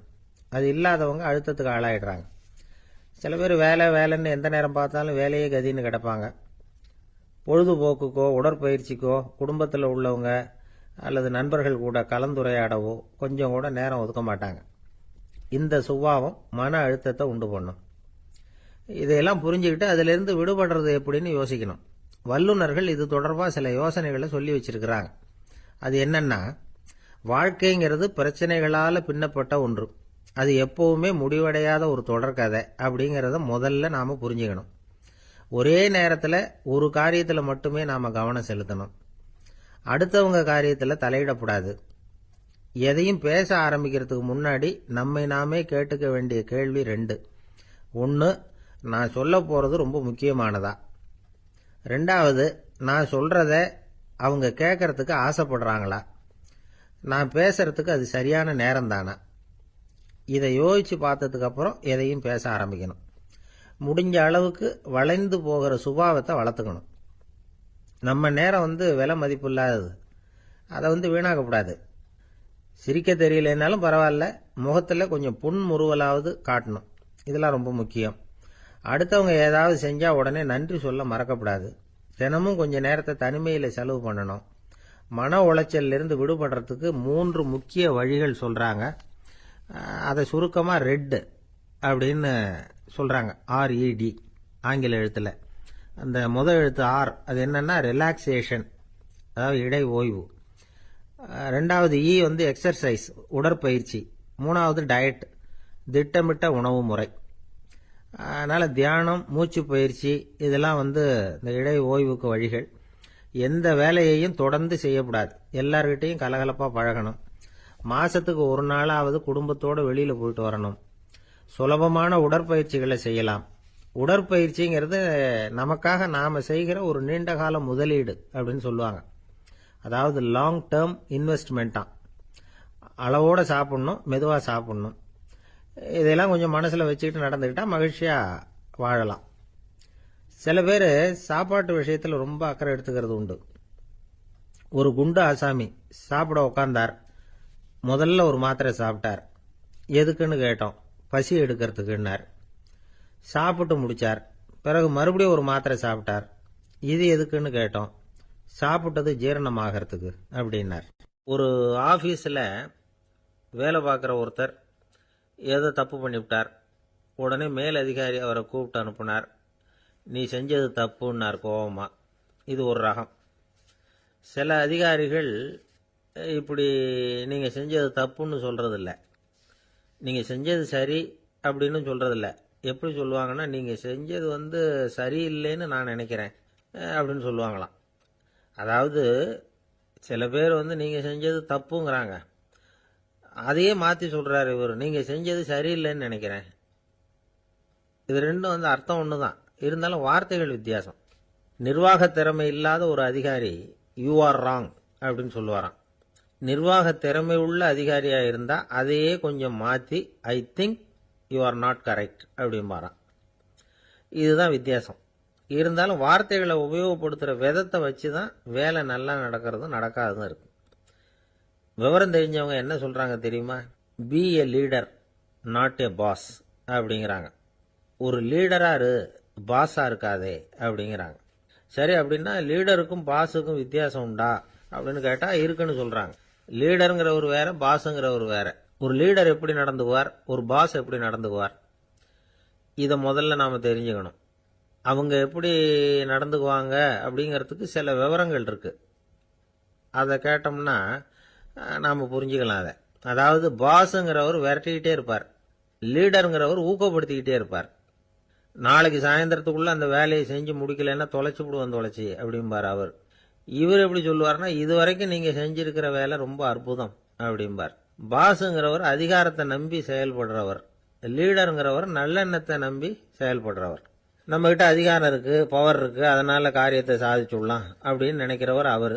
மற்றவங்க கிட்ட ஒரு நல்ல அபிப்பிராயத்தை சம்பாதிச்சுக்கிட்டு அது மூலமா காரியங்களை சாதிக்கிறவர் இவர். பாஸுங்கிறவர் பயத்தை உண்டு பண்ணுவார், லீடருங்கிறவர் அன்பை பரவ செய்வார். அதை செய்யலைன்னா ஆடிட்ல தகராறாயிடும், இது செய்யலைன்னா இன்கிரிமெண்ட் கட் ஆகிடும், இப்படி ஏதாவது சொல்லி பயமுறுத்திக்கிட்டே இருப்பார் அவர். இவர் அப்படி இல்லை. உடம்பு இப்படி இருக்கு, வீட்டில் எல்லாரும் சௌக்கியமாக இருக்கிறாங்களா, ஆஃபீஸில் எல்லாம் வசதியாக இருக்குதா, நான் ஏதாவது உதவி செய்யணுமா அப்படின்னு அன்புக்கு முக்கியத்துவம் கொடுப்பார். பாஸுங்கிறவர் எதுக்கெடுத்தாலும் நான் சொல்லிக்கிட்டு இருப்பார், லீடருங்கிறவர் நாமன்னு சொல்லிக்கிட்டு இருப்பார். பாஸுங்கிறவர் தப்புக்கு காரணம் யாருன்னு பார்ப்பார், லீடருங்கிறவர் தப்பு என்னன்னு பார்ப்பார். இதுதான் ரெண்டு பேருக்கு வித்தியாசம். The boss shows who is wrong, the leader shows what is wrong அப்படின்னு சொல்லுவாங்க. இந்த காரியம் எப்படி செய்யப்பட்டிருக்கு அப்படின்னு தெரிஞ்சுக்கிறவர் பாஸ். இந்த காரியத்தை எப்படி செய்யணும்னு செஞ்சு காட்டுறவர் லீடர். பாஸுங்கிறவர் பணியாளர்களை திட்டுவார், லீடர் மரியாதைக்குரியவரா நடத்துவார், அதுக்குரியவரா அவர் நடந்துக்குவார். செய்யற வேலையை ஒரு சுமையா நினைக்க வைக்கிறவர் பாஸ், செய்யற வேலையை ஒரு சந்தோஷமா ஆக்குறவர் லீடர். ஒரு முதலாளியா இருக்கிறவர் அல்லது ஒரு நிர்வாகியா இருக்கிறவர் இது மாதிரியான நுணுக்கங்களை எல்லாம் தெரிஞ்சு வச்சுக்கிறது நல்லது. ஒரு பாஸ் இருக்கார், அவர் ஒரு நாள் ரொம்ப பெருமையா தன்னோட ஆபீஸை பத்தி பேசிக்கிட்டு இருந்தார். எனக்கு கீழே 200 பேர் வேலை செய்யறாங்க சார், நான் ஒரு கோடு கிழிச்சா அவங்க அதை தாண்டாத அளவுக்கு நான் நடந்துக்கிறேன் சார் அப்படின்னார் அவர். அது எப்படி முடியுது உங்களால அப்படின்னு கேட்டோம். நான் கோடே கிழிக்கிறது இல்லை சார் அப்படின்னார். என்ன சார் உங்க பையன் என்ன செஞ்சுக்கிட்டு இருக்கிறான் இப்போ அப்படின்னு கேட்டார் ஒருத்தர். அடிக்கடி கண்ணாடி முன்னாடி நின்று அழகு பார்த்துக்கிட்டு இருக்கிறான் சார் அப்படின்னாரு அப்பா. இளம் பருவம் இப்படிதான் இருக்கும், அதையெல்லாம் சாதாரணமா நினைச்சுடாதீங்க அப்படின்னாரு அவரு. என்ன சார் சொல்றீங்க, கண்ணாடி முன்னாடி நின்றுக்கிட்டு நேரத்தை வீணாக்கிக்கிட்டு இருக்கான், அதை ஒரு பெரிய விஷயமா நான் நினைக்கணுமா அப்படின்னாரு இவர். இளம் பருவத்தில் இளைஞர்களுக்கும் சின்ன பொண்ணுங்களுக்கும் அடிக்கடி கண்ணாடியில் பார்க்கணும்னு தோணும். அது வெறுமனே அழகு பார்க்கறது மட்டும் இல்லை, அவங்க தங்களையே தேடி கண்டுபிடிக்கிற ஒரு முயற்சி அது. இது ஒரு மனோதத்துவ விளைவு. இது வரைக்கும் சின்ன பிள்ளையா இருந்துட்டோம், இனிமேல் நாமளும் மற்றவங்க மாதிரி மனிதர்கள் தான் அப்படிங்கிற உணர்வு அவங்களுக்கு வருது. தங்களோட முகம் எப்படி இருக்குது, அழகு எப்படி இருக்கு, உடம்பு நேரம் எப்படி இருக்கு, முடி எப்படி இருக்கு அப்படிங்கறதையெல்லாம் கண்டுபிடிக்கிறாங்க. அதுக்கப்புறம் இன்னொரு ஆணோ பொண்ணோ தன்னை கவனிக்கணும் அப்படின்னு நினைக்கிறாங்க. இதெல்லாம் மனோதத்துவ உண்மைகள், இதெல்லாம் இயற்கை. இதை பார்த்துட்டு பெத்தவங்க பிள்ளைங்க கெட்டு போட்டாங்க அப்படின்னு நினைக்கக்கூடாது, அவங்கள திட்டிக்கிட்டே இருக்கக்கூடாது. இன்னைக்கு பல குடும்பங்களில் இதுதான் நடந்துகிட்டு இருக்குது. மனுஷ வாழ்க்கையிலேயே இப்படியும் இல்லாத அப்படியும் இல்லாத ஒரு பருவம் வந்து இளம் பருவம். 13லேருந்து 19 வயசுக்கு உட்பட்ட ஆண்கள் பெண்கள் இந்த வகையை சேர்ந்தவங்க, டீனேஜ் குரூப். இவங்கள சின்னவங்கன்னு நினைச்சிட முடியாது, பெரியவங்கன்னு நினைச்சிட முடியாது. இவங்க ரொம்ப சென்சிட்டிவ். சமூகம் நினைச்சா இவங்களை வந்து நல்லவங்களாகவும் ஆக்கலாம், கெட்டவங்களாகவும் ஆக்கலாம். கொஞ்சம் அக்கறை எடுத்துக்கிட்டா பெரிய பெரிய மேதைகளையும் விஞ்ஞானிகளையும் உருவாக்கலாம். ஆனால் நடக்கிறது என்ன தெரியுமா? அநேகமாக இவங்களை யாருமே சரியாக புரிஞ்சுக்கிறது இல்லை, இவங்களை சரியாக நடத்துறதும் இல்லை. இது வரைக்கும் நாம் சொல்கிறத கேட்டுக்கிட்டு இருந்தான், இப்போல்லாம் அவன் இஷ்டத்துக்கு நடக்க ஆரம்பிச்சுட்டான் அப்படின்னு வருத்தப்படுற பெற்றோர்கள் அதிகம். இது வருத்தப்படுற விஷயம் இல்லை, சந்தோஷப்பட வேண்டிய விஷயம். உங்கள் புள்ள வந்து சொந்தமாக யோசிக்க ஆரம்பிக்கிறதும் நடந்துக்க ஆரம்பிக்கிறதும் ஒரு தப்பான விஷயமா? அவன் கடைசி வரைக்கும் உங்கள் பேச்சையே கேட்டுக்கிட்டு இருக்கணுங்கிறது என்ன நியாயம்? இன்னைக்கு இளைஞர்களை வந்து பெரியவங்க தப்பாக புரிஞ்சுக்கிட்டு தவறாக நடத்துறதுனால தான் அவங்களுக்கு வெறுப்பு, எரிச்சல், மனக்கசப்பு எல்லாம் உண்டாகுது. பெற்றவங்க சரியாக மதிக்கிறது இல்லை அப்படிங்கிற ஒரே காரணத்தினாலேயே வீணா போகிற பிள்ளைங்க இன்னைக்கு அதிகம். சரி, பெற்றவங்களுக்கு இன்னைக்கு என்னதான் புத்தி சொல்ல வர்றீங்க அப்படின்னு கேட்குறீங்களா? நாம எதையும் சொல்ல வரல, ஆனால் அது சம்பந்தமான சில நிபுணர்கள் சொல்லியிருக்கிறத உங்கள் காதில் போட்டு வைக்கலாம். அது என்னன்னா, பிள்ளைங்க கிட்ட அன்பு செலுத்துங்க. குழந்தையா இருந்தப்போ எவ்வளவு பாசமாக இருந்தீங்க, வளர வளர அதை ஏன் குறைச்சிக்கிறீங்க? பெற்றவங்களின் அன்பான வார்த்தைகளுக்கு ஏங்குறவங்க தான் இன்றைய இளைஞர்கள். அவங்க எதை சொன்னாலும் அதை அக்கறையாக காது கொடுத்து கேளுங்க, அலட்சியப்படுத்தாதீங்க. அவங்க விரும்புறது உங்ககிட்ட இருந்து ஒரு மதிப்பு, மரியாதை, அங்கீகாரம், இவ்வளவுதான். அவங்க அவங்களாவே முடிவுகள் எடுக்கட்டும், அதுக்கு நீங்கள் உதவியா இருங்க, அது போதும். மற்றவங்க முன்னாடி, முக்கியமாக அவங்க நண்பர்கள் முன்னாடி அவங்கள பற்றி மட்டமாக பேசாதீங்க. அவங்க கிட்ட பொய் சொல்லக்கூடாது. நீங்கள் சொன்னது பொய்ன்னு தெரிஞ்சு போச்சுன்னா உங்கள் பேரில் அவங்களுக்கு இருக்கிற மதிப்பு போயிடும், நம்பிக்கை போயிடும். அவங்களுக்கு முன்னாடி நீங்கள் சண்டை போடக்கூடாது. உங்கள் பிள்ளைய எப்பவும் இன்னொரு பிள்ளையோட ஒப்பிட்டு பேசுகிற வேலையே வேணாம்.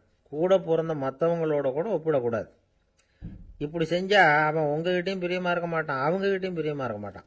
புள்ள எங்கே போகிறான், என்ன பண்ணுறான் அப்படின்னுலாம் வந்து துப்பறிஞ்சிக்கிட்டு இருக்கக்கூடாது. இளைஞர்கள் வந்து தனிமையை விரும்புகிறவங்க. அவங்கள வந்து பெட்டியில் வச்சு மூடி பாதுகாக்கணும்னு நினைக்கக்கூடாது. அவங்கள எப்படி பாதுகாக்கிறது அப்படிங்கிறது அவங்களுக்கே தெரியும்.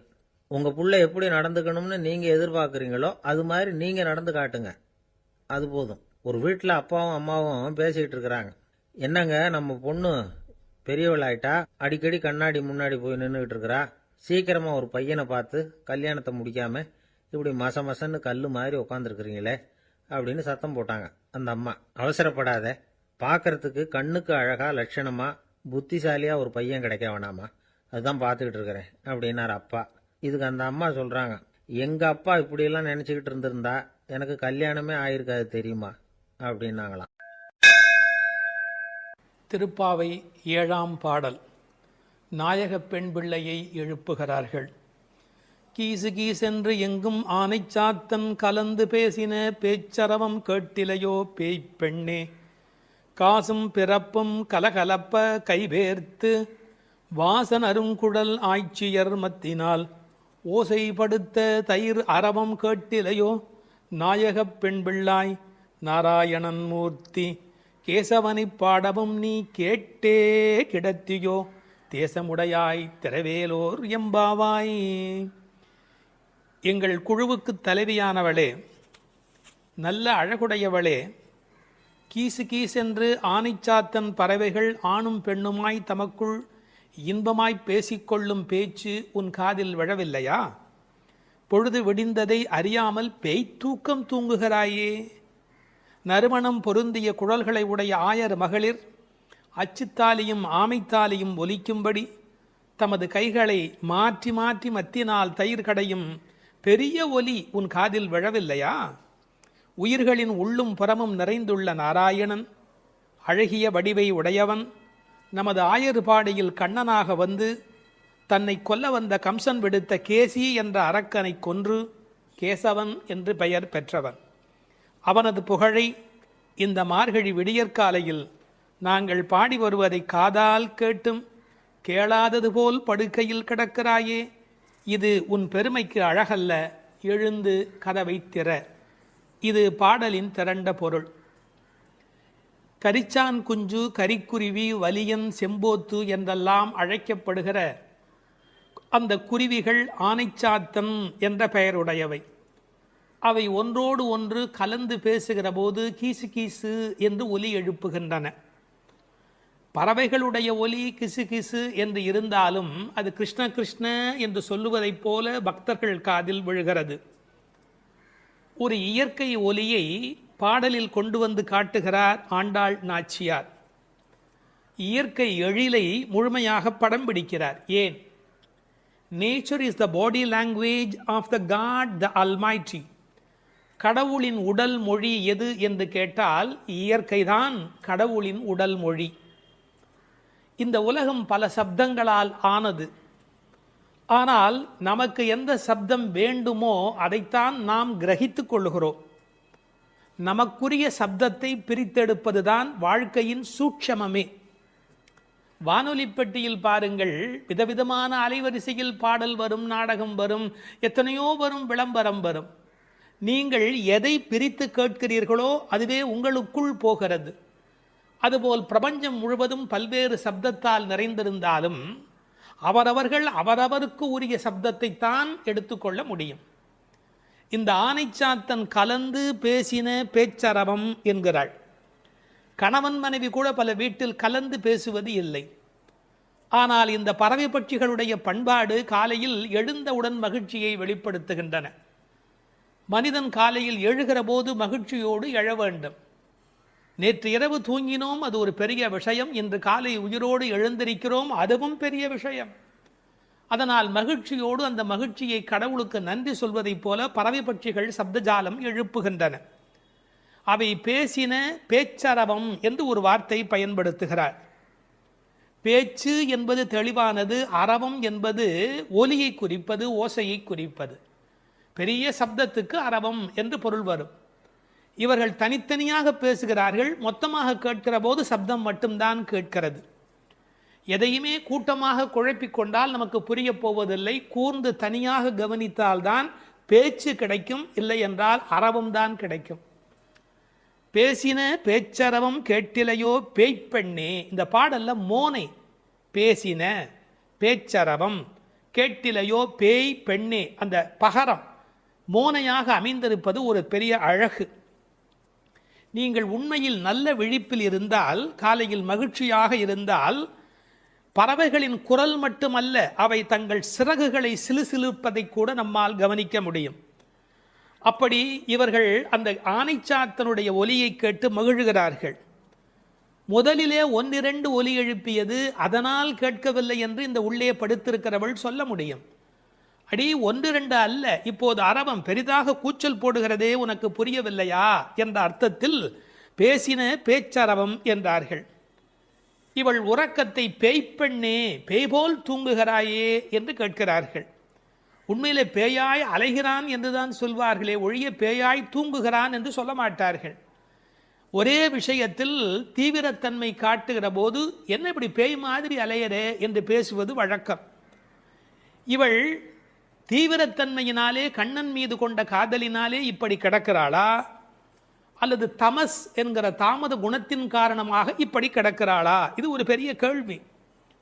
சில பேர் ஒரு கோயில் குடமுழுக்குக்கு வேலை செய்வார்கள், பேயாக வேலை செய்வார்கள்.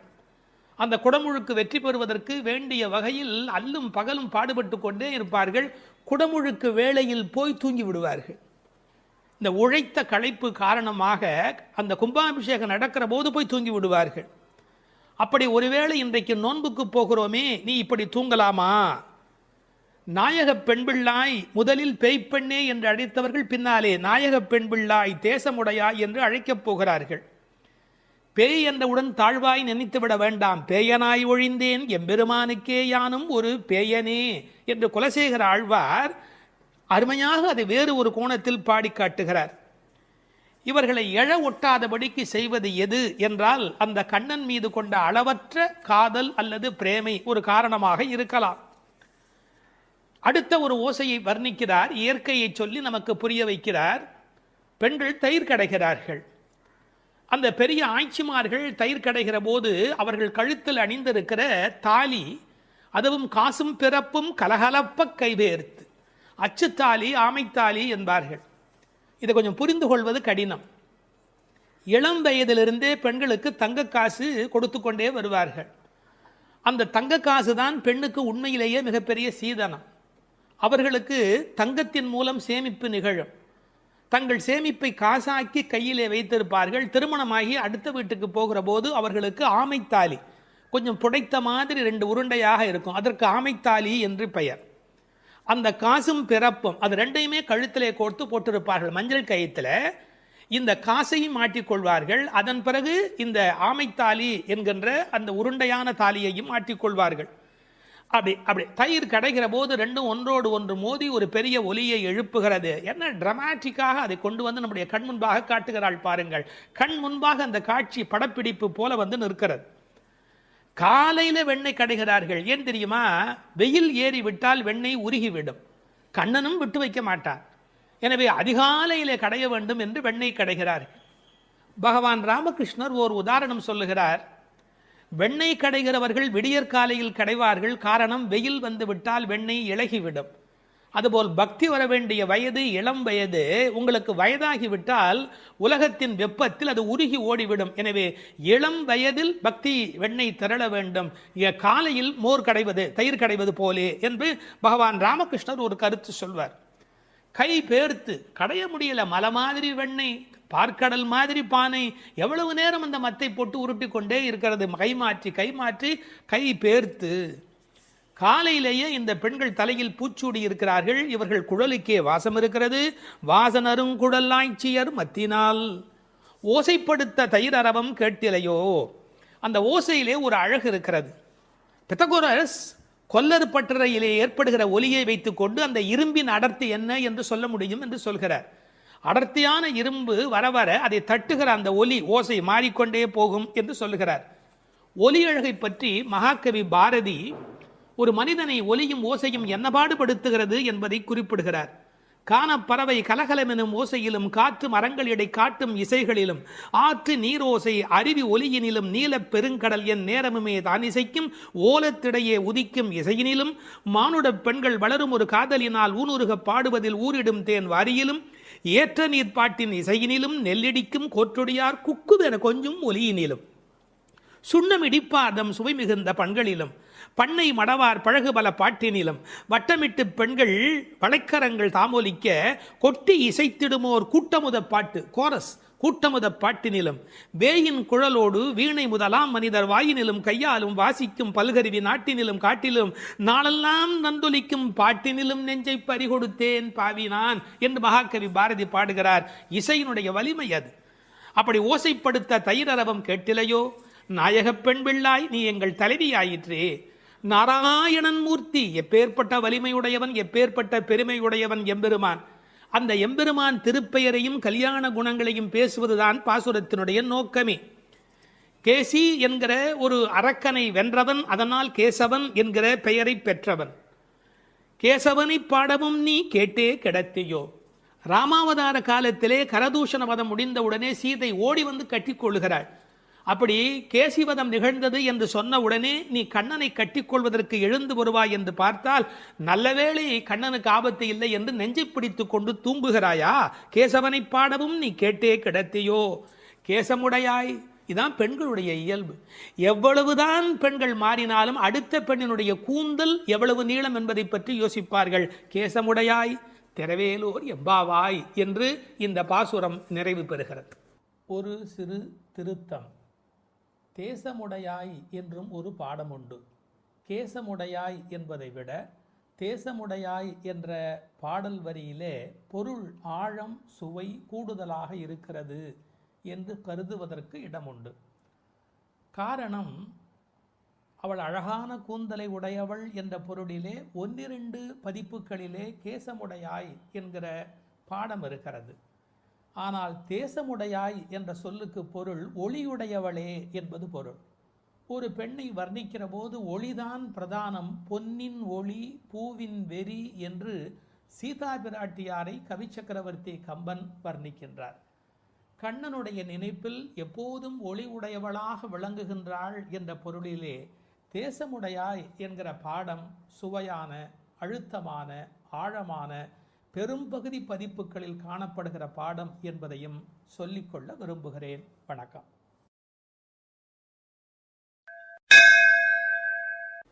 8வது திருப்பாவை பாட்டு. உற்சாகமுள்ள ஒரு பெண்ணை உறக்கத்திலிருந்து எழுப்புகிறார்கள். கீழ்வானம் வெள்ளென்று எருமை சிறு வீடு மேய்வான் பரந்தனகான், மிக்குள்ள பிள்ளைகளும் போவான் போகின்றாரை போகாமல் காத்து உன்னை கூவுவான் வந்து நின்றோம். கோதூகலமுடைய பாவாய் எழுந்திராய், பாடிப்பறை கொண்டு மாவாய் பிளந்தானை, மல்லரை மாட்டிய தேவாதி தேவனைச் சென்று நாம் சேவித்தால் ஆவா என்று ஆராய்ந்து அருளேலோர் எம்பாவாய். 8ஆம் பாட்டின் உரை. கண்ணனை எப்போதும் எண்ணி குதூகலமே வடிவான ஒரு பெண் இப்பாடலில் எழுப்பப்படுகிறாள். எப்போதும் மகிழ்ச்சி நிறைந்த பெண்ணே, கிழக்கு வெளுத்து விட்டது. பனிப்புல் மேய்வதற்காக எருமைகளை அவிழ்த்து விட்டு விட்டார்கள். பாவை நோன்புக்கென்ன நீராட மிகுதியான நமது கூட்டத்தைச் சேர்ந்த பெண்கள் பாவை நோன்பு கொண்டாடும் இடத்திற்கு புறப்பட்டு சென்று கொண்டிருக்கிறார்கள். அவர்களை நடுவில் நிறுத்தி உன்னை அழைத்து செல்வதற்காக நாங்கள் வந்திருக்கிறோம். கேசி என்ற குதிரை வடிவில் வந்த அரக்கனை மாய்த்தவனும், சாணூரன் முஷ்டிகன் என்ற மல்லர்களை வென்று கொன்றவனும், தேவர்களுக்கெல்லாம் பெரிய தேவனுமான கண்ணனை நினைத்து பாடி அவனை சென்று அடைந்தால் அவன் நம் வருகையை அறிந்து வாருங்கள் வாருங்கள் என்று அழைத்து நாம் விரும்பிய பறையை நலனை நமக்கு தருவான். உறக்கத்தை கலைந்து எழுந்திரு என்பதுதான் இந்த பாடலின் திரண்ட பொருள். கீழ்வானம் வெள்ளென்று, கிழக்கு வெளுத்து விட்டது, அதாவது சூரிய உதயத்திற்கு முன்பான அருணோதயம் நிகழ்ந்து விட்டது. பண்டைய தமிழ் மரபு சூரியன் உதிப்பதற்கு முன்பாக எழுந்துவிட வேண்டும் என்கிற ஒரு ஒழுங்கியல் இருந்தது. இதற்கு ஒரு காரணம் உண்டு, ஒரு அருமையான பொன்மொழி. சூரியன் யாரை படுக்கையில் பார்க்கிறானோ அவர்களை வாழ்நாள் முழுவதும் படுக்கையிலேயே விட்டுவிடுகிறான் என்று ஒரு பொன்மொழி உண்டு. மனிதன் நோயின்றி இருக்க வேண்டும் என்று சொன்னால் விடியல் வேளையிலே சூரியன் வருகிறதற்கு முன்பாக எழுந்து நின்று அந்த சூரியனை வரவேற்பதற்கு தயாராக இருக்க வேண்டும். இந்த கிழக்கு வெளுத்தது என்பதை கீழ்வானம் வெள்ளென்று என்று எழுதுகிறார். ஒரு குறிப்பு, இவையெல்லாம் வெளியில் நடக்கிற விஷயங்கள். சூரியோதயத்திற்கு முந்தைய வானம் வெளுத்த நிலை. வெளியில் நடக்க வேண்டியதெல்லாம் நடந்து விட்டதே, உள்ளே நடக்க வேண்டியது நடந்திருக்கிறதா? வெளி அடையாளங்கள் சரியாக இருக்கின்றன, உள்ளே நிகழ வேண்டிய ஆன்ம விடியல் அது நடந்திருக்கிறதா? உனக்கு என்ன அஞ்ஞானமா? இன்னொரு அடையாளம் சொல்லுகிறாள், விடியலுக்கான அடையாளம். எருமை மாட்டை அவிழ்த்து விட்டு விட்டார்கள், மேய்ச்சல் நிலத்திற்கு கூட்டி போகிறார்கள். ஆனால் மேய்ச்சலுக்கு போவதற்கு முன்பு அதை அவிழ்த்து விட்ட உடனே பனிப்புல் மேய்வதற்கு அனுமதிப்பார்கள். அதுவும் பரபர என்று ஓடிவர் வந்து அந்த பனிப்புல்லை எல்லாம் மேயும். காரணம், பனிப்புல் மேய்ந்தால் பால் நன்றாக இருக்கும் என்பது ஆயர்பாடியினுடைய கொள்கை. ஆண்டாள் அந்தணர் குலத்தில் பிறந்து வளர்ந்தாலும் கூட அவளுடைய இயல்பு ஆயர்பாடியின் உண்மைகள் அனைத்தையும் தெரிந்து வைத்திருக்கிறாள். எருமை சிறுவீடு மேய்வான், சிறுவீடு சின்னதாக விட்டிருக்கிறார்கள், முழுசா விட்டுடலை. அது கொஞ்சம் அப்படி பக்கத்தில் போய் அந்த அவிழ்த்து விட்ட உடனே வந்து வெளியில் இருக்கிற அந்த பனிப்புல்லை மேய தொடங்குகிறது. அறிந்தோ அறியாமையிலேயோ எருமை என்ற வார்த்தையை பயன்படுத்துவதிலே ஒரு கிண்டல் இருக்கிறது. ஏன்னா யாராவது அதிக நேரம் தூங்கி கொண்டிருந்தா என்னடா இப்படி எருமை போல தூங்குறியே என்று ஏசுவார்கள். எருமையே எழுந்து விட்டதே, நீ இன்னும் எழுந்திருக்கவில்லையா? அதில் ஒரு கேலி இருக்கிறது, ஒரு கிண்டல் இருக்கிறது. எருமை சிறுவீடு மேய்வான் பரந்தனகான், ஓடுது, அது பாட்டுக்கு அது போய் திங்கிறதுக்காக அது பறந்து புறப்பட்டது. மிக்குள்ள பிள்ளைகளும், அதாவது 5 லட்சம் குடியில் இருக்கிற அத்தனை பெண்களும் ஒருத்தருக்கொத்தர் உறவு. அவர்கள் எல்லாருக்கும் நோன்பு நோக்க வேண்டும், கண்ணபெருமானை காண வேண்டும், அவன் தரிசனத்தை சென்று அனுபவிக்க வேண்டும், அவனோடு கலவி பரிமாற வேண்டும் என்ற எண்ணத்தினாலே போக வேண்டும் என்று எல்லோரும் தவிக்கிறார்கள். இறைவனை சென்று சேர வேண்டும் என்று இந்த சபரிமலைக்கு போகிற சில அன்பர்கள் ஒரு வேகத்தோடு புறப்படுவார்கள். அது மாதிரி போவான் போகின்றாரே, அப்படியெல்லாம் வேக வேகமாக எல்லோரும் புறப்படுகிறார்கள். இது ரொம்ப முக்கியமான ஒரு இடம். இன்றைக்கு சிலருடைய மனதிலே கோவிலுக்கு போவது என்பது ஒரு டூரிசம் ஸ்பாட் விசிட் என்பது போல மாறி இருக்கிறது. இல்லை இல்லை, அது திருத்தல யாத்திரை. திருத்தல யாத்திரைக்கும் டூரிசம் டெவலப்மெண்ட்டுக்கும் இடையில் பெரிய வித்தியாசம் இருக்கிறது என்பதை ஒவ்வொரு ஆன்மாவும் விளங்கிக் கொள்ள வேண்டும். மனதுக்கு மகிழ்ச்சி தருவது டூரிசம், ஆன்மாவுக்கு அமைதி தருவது தல யாத்திரை. அப்படி போவான் போகின்றார், எல்லாம் புறப்பட்டு விட்டார்கள். நாங்கள் என்ன பண்ணி வைத்திருக்கிறோம்? நிறுத்தி வைத்திருக்கிறோம். போகாமல் காத்து உன்னை கூவுவான் வந்து நின்றோம். பொதுவாக அப்படி புறப்பட்டு விட்டவர்களை தடுக்கக்கூடாது. ஆனால் எங்கள் மனம் வேதனைப்படுகிறது. உன்னை விட்டுவிட்டு எப்படி அம்மா நாங்கள் போக முடியும்? பிரார்த்தனை கூட்டத்தால் நிறைவு பெறுகிறது, ஆனால் தியாகம் தனிமையால் அழகு பெறுகிறது. தியாகம் தான் ரொம்ப முக்கியம். பிரார்த்தனையை விட நிறைய பிரார்த்தனைகள் இருக்கட்டும், அதை விட தியாகம் அதை விட முக்கியம். நாங்கள் எல்லாரும் புறப்பட்டு விட்டார்கள், அவளை தடுத்து நிறுத்தி வைத்திருக்கிறேன், ஒன்று அழைத்து கொண்டு போக வேண்டும் என்று. ஒருவரை விட்டு விட்டு போனாலும் மனம் நிம்மதி அடையுமா? நாம் சாப்பிடுகிறோம், நமக்கு வேண்டிய ஒரு அன்பர், ஐயோ ஒரு வரலையே ஒரு வரலையே ஒரு வரலையே என்று தவிப்போம் இல்லையா? அதுபோல் கண்ணனை அனுபவிக்கின்ற அனுபவத்திலே ஒருத்தி விட்டு போனாலும் அவர்கள் மனது வேதனைப்படுகிறது. அதனால் போகின்றாரே போகாமல் காத்து உன்னை கூவுவான் வந்து, உன்னை கூப்பிடுவதற்காக வந்து நிற்கிறோம். ஒரு அழகான வார்த்தை நான் படித்தது, காத்திருப்பதற்கு அதிக பொறுப்பு வேண்டும். இந்த உலகத்தில் ஒரு விஷயத்துக்கு காத்திருப்பது என்பதற்கு கூடுதலான பொறுப்பு வேண்டும். கல்யாண பந்தியிலேயே பல பேர் பரபரக்கிறார்கள், கூப்பிடாமலேயே சாப்பிட ஓடுகிறார்கள். ஆனால் இவர்கள் பக்திக்கு போகிற போது கூட ஒருத்தி வர வேண்டுமே என்று காத்திருக்கிறார்கள். பொறுமை உள்ளவர்களே இந்த உலகத்தை ஒளிமயமாக ஆக்குகிறார்கள். யான் பெற்ற இன்பம் பெருக இவ்வையகம் என்று எண்ண வேண்டும் அல்லவா?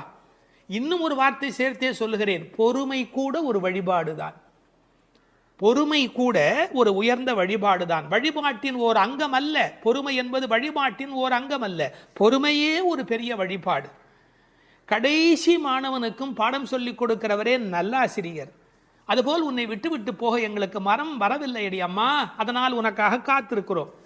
ஏனென்றால் நீ வந்தால் அந்த இடம் கலகலப்பாக இருக்கும். கோதூகலமுடைய பாவாய் எழுந்திராய். சாதாரணமாகவே இளம்பெண்கள் எப்போவுமே சிரித்தபடி இருப்பார்கள். அவர்கள் இருக்கிற இடத்துல சத்தம் ஜாஸ்தியாக இருக்கும்.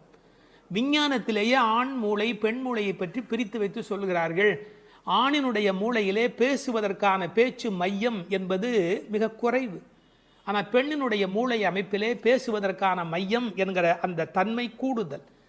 மொழி வளம் என்பது ஒரு பெண்ணுக்கு எளிமையாக வரும். மொழி வளம் என்பது ஆண் பருவமடைய அவருடைய பேச்சிலே அது வராது. கோதூகலமுடைய பாவாய், எப்போதும் உற்சாகமாக இருக்கிறவள். பாடிப்பறை கொண்டு, என்ன பொருள்? நாம் போய் பாடினால் அவன் பறை நமக்கு தருவான். இதற்கு வெளிப்படையான பொருள் நோன்புக்குரிய அந்த மண்ணினால் செய்யப்பட்ட தோல் கருவியாகிய பறை. ஆனால் ஆழத்தில் பார்த்தால் ஒவ்வொரு உயிரும் இந்த உலகத்தில் பெற வேண்டியது முக்தி. அந்த முக்தியை தரக்கூடிய பரம்பொருள் பரமாத்மா அவன். அதனால் அவனை பாடுவதால் நாம் பறை கொள்ளலாம். மாவாய் பிளந்தானே, குதிரை வடிவத்திலே ஒரு அரக்கன் வருகிறான். அவனுடைய வாய் பிளந்து அவனை கண்ணபெருமான் கொல்லுகிறான். மா விலங்கு, வாய் பிளந்தானே. இந்த திருக்குறளில் கூட ஒரு குறள் வரும், மயிர் நீப்பின் வாழா கவரி மா அன்னார். அதை கவரி மான்னு படிப்பார்கள். இல்லை, மானா விலங்கு, பனிமலையில் இருக்கிற விலங்கு. அது ஒரு வகையான குதிரை, யாக். அது என்னன்னு கேட்டால், அதுக்கு மேலே இருக்கிற அந்த தோல் ரோமம் நீங்கி விட்டதுன்னு வச்சுங்க, அந்த குடலில் அதால் வாழ முடியாது. மா என்பது ஒரு வகையான விலங்கு. மா வாய் பிளந்தானே, மல்லரை மாட்டிய தேவாதி தேவனே. கண்ணனுடைய வாழ்க்கை முழுக்க பார்த்தா அசுரர்கள் வந்து கொண்டே இருக்கிறார்கள், மோதி மோதி சாகிறார்கள். முஷ்டிகன், சாணூரன், இந்த கண்ணபெருமானுடைய கதைகளையெல்லாம் இங்கே சொல்லுகிறாள். பக்தி உலகத்தினுடைய சிறப்பே தான் எதை விரும்புகிறோமோ அந்த பரமாத்மாவின் வரலாறுகளை பரிமாறி கொள்ளுதல். மல்லரை மாட்டிய தேவாதி தேவனை சென்று நாம் சேவித்தால், கடவுள் நம்மிடத்துல வருவதற்கு தயாராக தான் இருக்கிறார். ஆனால் நாம் அதுக்கு முன்னாடி நாம் அங்கே போய் நிற்கணும். நம்மளை பார்ப்பதற்கு அவர் தயாராக இருக்கிறார். நீ 4 அடி எடுத்து வைத்தால் 40 அடி எடுத்து வைப்பதற்கு, 4000 அடி எடுத்து வைப்பதற்கு கடவுள் தயாராகவே இருக்கிறார். உண்மை அது. ஆனாலும் ஒரு மரியாதை கருதி நாம் சென்று சேவிக்க வேண்டும். சென்று நாம் சேவித்தால் வா என்று ஆராய்ந்து அவர் நம்மளை வரவேற்பதற்கு தயாராக இருக்கிறார். அதாவது அந்த அழகு பாருங்க, மாவாய் பிளந்தானே என்பதற்கு எதுகையா ஆவா என்று. அதாவது நீ வந்துட்டியா, வா வா என்று ஆராய்ந்து அருளேலோர் எம்பாவாய். மகிழ்ச்சியுடைய ஒரு பெண், அவளும் சேர்ந்து சென்றால் மட்டுமே இறை அனுபவம் என்பது பூரணமாகிறது. ஒருவரை கூட விட்டுவிடக்கூடாது என்று ஒரு உண்மையை புரிந்து கொள்ளவான். இந்த காலத்தில் தான் கோயிலில் ஒன்றை பார்க்க விட மாட்டேன், என்ன பார்க்க விட மாட்டேன், நான் ஒன்றை மறைப்பேன், நான் பெரிய விஐபி, இப்படி பலவிதமான மனோபாவங்களில் சுவாமி தரிசனம் மாறி போய் விட்டது. ஆனால் உண்மையான பக்திக்கு அடையாளம் வா நீ வந்து பார், வா நீ வந்து பார். ஆக எல்லோரும் வர வேண்டும் என்ற அந்த தவிப்பு இந்த பாசுரத்தின் மூலம் நமக்கு கிடைக்கிறது. 9வது பாடல்.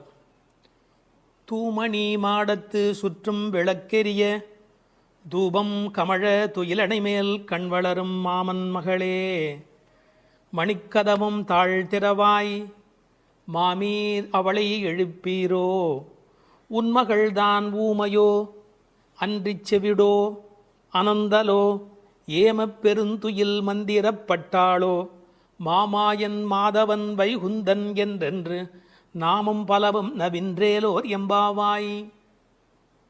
அப்பழுக்கற்ற தூய்மையான பரிசுத்தமான மாட மாளிகைகளைச் சுற்றிலும் 4 பக்கங்களிலும் விளக்குகள் ஒளிவிட்டு பிரகாசித்து எரிந்து கொண்டிருக்கவும், அம்மாளிகையைச் சுற்றிலும் அகில் சந்தனம் போன்ற வாசனைப் பொருள்களின் நறுமணம் எங்கும் கமழவும், நல்ல பஞ்சடைத்த மெத்தையில் கண்ணுறக்கம் கொள்ளும் எங்கள் மாமன் மகளே, மாணிக்கங்கள் பதிக்கப் பெற்ற உன் வீட்டு கதவின் தாழ்ப்பாளை திறக்க மாட்டாயா?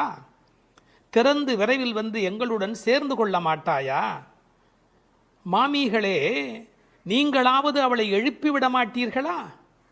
விடிந்து எவ்வளவு நேரமாகிவிட்டது. நாங்கள் இவ்வளவு நேரம் அவளை அழைத்து கொண்டிருக்கிறோமே, அவளுக்கு என்ன ஆயிற்று? ஒரு வார்த்தை கூட பதில் கூற மாட்டேன் என்கிறாளே. அவள் என்ன பேசும் திறனற்ற ஊமையா? அல்லது நாங்கள் அழைப்பது அவளுக்கு கேட்கவில்லையா? காது கேட்கவில்லையா? அல்லது ஆழ்ந்த பேருறக்கத்தில் படுத்து கிடக்கிறாளா? அல்லது யாரேனும் கட்டுப்படுத்தி அவளை பெருந்துயில் கொள்ளுமாறு செய்து விட்டார்களா? அல்லது ஏதேனும் மந்திரம் மாயம் செய்திருக்கிறார்களா? அதன் வசம் கட்டுப்பட்டு இப்படி பேருறக்கம் கொண்டு கிடக்கிறாளே. நாங்கள் அந்த மாமாய செயல்களில் வல்லவனும் மிகுந்த தவமுடைய இலக்குமியின் கணவனும் வைகுண்டத்திற்கு அதிபதியுமான நாராயணன் பெயரை திரும்ப திரும்பச் சொல்லி பக்தி பரவசத்தில் ஈடுபட்டு அவளை அழைக்கிறோமே, அவள் ஏன் இன்னும் எழுந்து வந்து கதவை திறந்து எங்களுடன் சேர்ந்து இறைவன் திருப்பெயரை சொல்லி வழிபட மாட்டேன் என்கிறாள்? நீங்களாவது கேட்டுச் சொல்லுங்களேன் என்கிறார்கள். இந்த பாடலின் திரண்ட பொருள் இது. தூமணி மாடத்து சுற்றும் விளக்கெரிய. விளக்கு எரிப்பதற்கே நிறைய செல்வம் இருக்க வேண்டும். இது சீர்மல்கும் ஆய்பாடி செல்வச் சிறுமியர்கள் வாழுகிற இடம். அந்த வீட்டினுடைய அமைப்பு எப்படி இருக்கிறது? தூய்மையான ரத்தின மணிகள் அப்படியே பதிந்து வைத்திருக்கிறார்கள். ஒரு குறிப்பு எழுதுகிறார்கள், அரசர்கள் அந்தப்புறத்திற்கு சிறந்த மணியை கொண்டு அற்புதமான கட்டடத்தை அமைப்பார்களாம். அங்கு வேண்டாம் என்று ஒதுக்கப்பட்ட கற்களை கொண்டுதான் அரண்மனையையே கட்டுவார்களாம். இது துவளில் மண்டபம், அது தூமணி மாடம் என்று அதற்கு ஒரு விளக்கம் சொல்கிறார்கள். ஆக இழைத்து இழைத்து தூய்மையான மணியினை கொண்டு வந்து கட்டியிருக்கிறார்கள். அது ரத்தின மணி. இந்த பெண் எழுந்திருந்திருக்க வேண்டும், எழுந்திருக்கவில்லை. ஒரு வித்தியாசம் இருக்கிறது. ஒரு குடும்பம் விழிப்பதற்கு முன்பு விழிக்க வேண்டியவள் அந்த வீட்டில் இருக்கிற பெண். ஏனென்றால் ஆண் எழுந்தால் அவனை மட்டும்தான் சுத்தம் செய்து கொள்கிறார். பெண் எழுந்தால் அந்த வீடே சுத்தமாகிறது என்று ஒரு பொன்மொழி சொல்வார்கள். எனவே ஒரு பெண்ணாகி இருக்கிறவள் இப்படி உறங்கிக் கொண்டிருக்கலாமா? தூமணி மாடத்து சுற்றும் விளக்கெரிய. 4 புறங்களிலும் நல்ல விளக்கு எரிந்து கொண்டிருக்கிறது. அது மட்டுமல்ல, அகில் சந்தனம் போன்ற நறுமண புகை வீசுகிறது. தூபம் கமழ, செல்வச் செழிப்பு. துயிலணை மேல் கண் வளரும். அது தூங்குவதற்காகவே அமைக்கப்பட்டிருக்கிற ஒரு பெரிய மெத்தை. அதாவது அந்த மெத்தையை பார்த்தாலேயே வா வா வா வந்து படு என்று அழைப்பதை போல 5 விதமான சிறப்புகள் அமைந்திருக்கக்கூடிய பஞ்சனை அது. அதில் அழகு இருக்கிறது, மென்மை இருக்கிறது, குளிர்ச்சி இருக்கிறது, சுகம் இருக்கிறது. அப்படிப்பட்ட அருமையான அந்த பஞ்சனையின் மீது அவள் படுத்திருக்கிறாள். தமிழிலே தூங்குகிறார்கள் என்று சொல்ல மாட்டார்கள், கண்வளராய் என்று சொல்வார்கள், மங்களம் கருதி. ஏன்னால் தூங்கிவிட்டார் என்றால் அமங்கலமாகிவிடுமே என்பதற்காக கண்வளராய் என்று சொல்லை பயன்படுத்துவது வழக்கம். சின்ன வயதிலிருந்து குழந்தை கண் வளருது என்று ஒரு வார்த்தை சொல்வார்கள். அதில் ஒரு விஞ்ஞான குறிப்பே இருக்கிறது. உண்மையிலேயே கர்ப்பத்தில் குழந்தை தூங்குவதால் தான் வளருகிறது. அது ஒரு 10 மாத காலம் தாயின் கர்ப்பத்தில் கண் திறக்காது. கண் திறந்து விட்டால் ஊமை, அது விதவிதமான குறைபாடு உடைய ஊனமான குழந்தையாக வந்து பிறக்கும் என்று விஞ்ஞான குறிப்பு இருக்கிறது. அந்த குழந்தை கண்களை மூடிக்கொண்டு தூங்கிக் கொண்டே இருக்கும். அதில் என்ன ஆச்சரியம் என்று கேட்டால், அப்போதான் அது வளருகிறது. ஒரு புள்ளியிலிருந்து ஒரு குழந்தையாக முழுமையாக வளருகிறது. அந்த கண் வளருதல் என்பதிலே தூங்கும் போது வளர்ச்சி நிகழ்கிறது என்கின்ற ஒரு குறிப்பு இருக்கிறது. மனிதனுக்கு கூட தூக்கம் அவசியம். ஏன்னா உடம்பில் இருக்கிற செல்கள் தங்களை புதுப்பித்துக் கொள்வதற்கு மனிதன் தூங்க வேண்டி இருக்கிறது. அடுத்து உறவு சொல்லி அழைக்கிறாள். மாமன் மகளே. இவள் அந்தணகுல பெண் என்றாலும் ஆயர் குலமகளாக ஆகும் விருப்பத்தின் காரணமாக ஒரு சம்பந்தத்தை ஏற்படுத்தி கொள்கிறாளாம். இதை உரையாசிரியர்கள் எழுதும்போது ஒரு அழகான வாக்கியமாக குறிப்பிடுகிறார்கள்.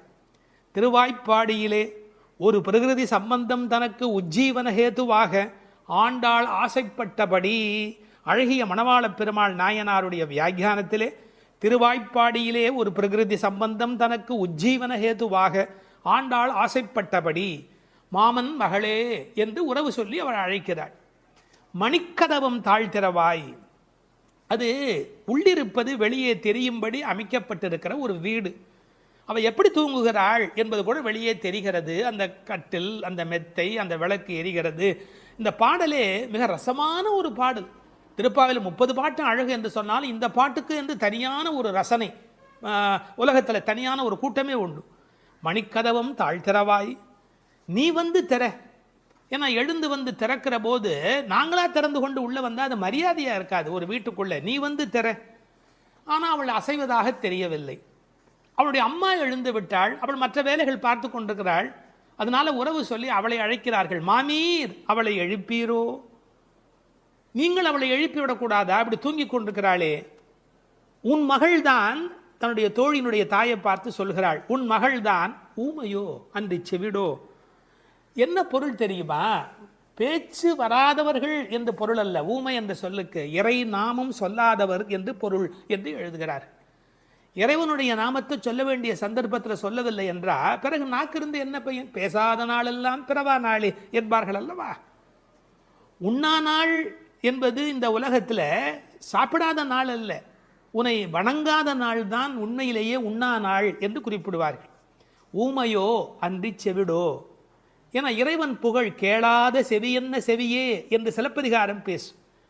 இந்த பெருமானுடைய புகழை நாங்கள் சொல்லுகிறோம், அவள் காதிருந்தும் கேட்கவில்லையே. நேற்று வரை நன்றாக பேசினாளே, இன்று என்ன ஊமையாகிவிட்டாளா? அழைப்பு அவள் காதில் போய் விழவில்லையா? அல்லது இரண்டுமே அவளுக்கு இணைந்து விட்டதா? சோம்பல் வயப்பட்டாளா? யாரேனும் மந்திரம் மாயம் செய்து விட்டார்களா? என்ன நடந்து விட்டது? ஊமையோ அன்றி செவிடோ. மாமாயன் மாதவன் வைகுந்தன் என்றென்று நாமும் பலவும் நவின்றேலோர் எம்பாவாய். ஏன்னா மந்திர துயில் பட்டாளே. இப்படி அவள் பிடிவாதமான ஒரு தூக்கத்தில் போய் மாட்டிக்கொண்டு இருக்கிறாளே. நாங்கள் அழைக்கிறோம். எதை சொல்லி அழைக்கிறோம்? மாமாயன், மகா மாயையில் வல்லவனாகிய பெருமான். மாதவன் நம்முடைய சாதாரண தவம் அல்ல, எல்லா தவங்களுக்கும் அப்பாற்பட்ட பெரும்பொருள். அந்த தவத்தால் அடைய வேண்டியவன் கருணையினால் தானாகவே நம்மிடத்தில் வருவதால் அவன் மாதவன். வைகுந்தத்தில் இருக்கிறவன் என்றாலும் கருணை காரணமாக ஒவ்வொரு கோயிலிலும் அர்ச்சாவதாரத்தில் எழுந்தருளி இருக்கின்றவன். வைகுண்டபதி என்றாலும் இந்த பூமிக்கு கிடைக்கிறவன். வைகுந்தன் என்றென்று நாமும் பலவும் நவின்று.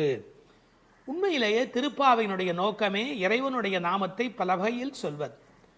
இறைவனுடைய நாமத்துக்கு மிகுந்த சக்தி அதிகம். கட்டிப்பொன் போலே அவன், பணிப்பொன் போலே திருநாமம் என்று உரை எழுதுவார்கள்.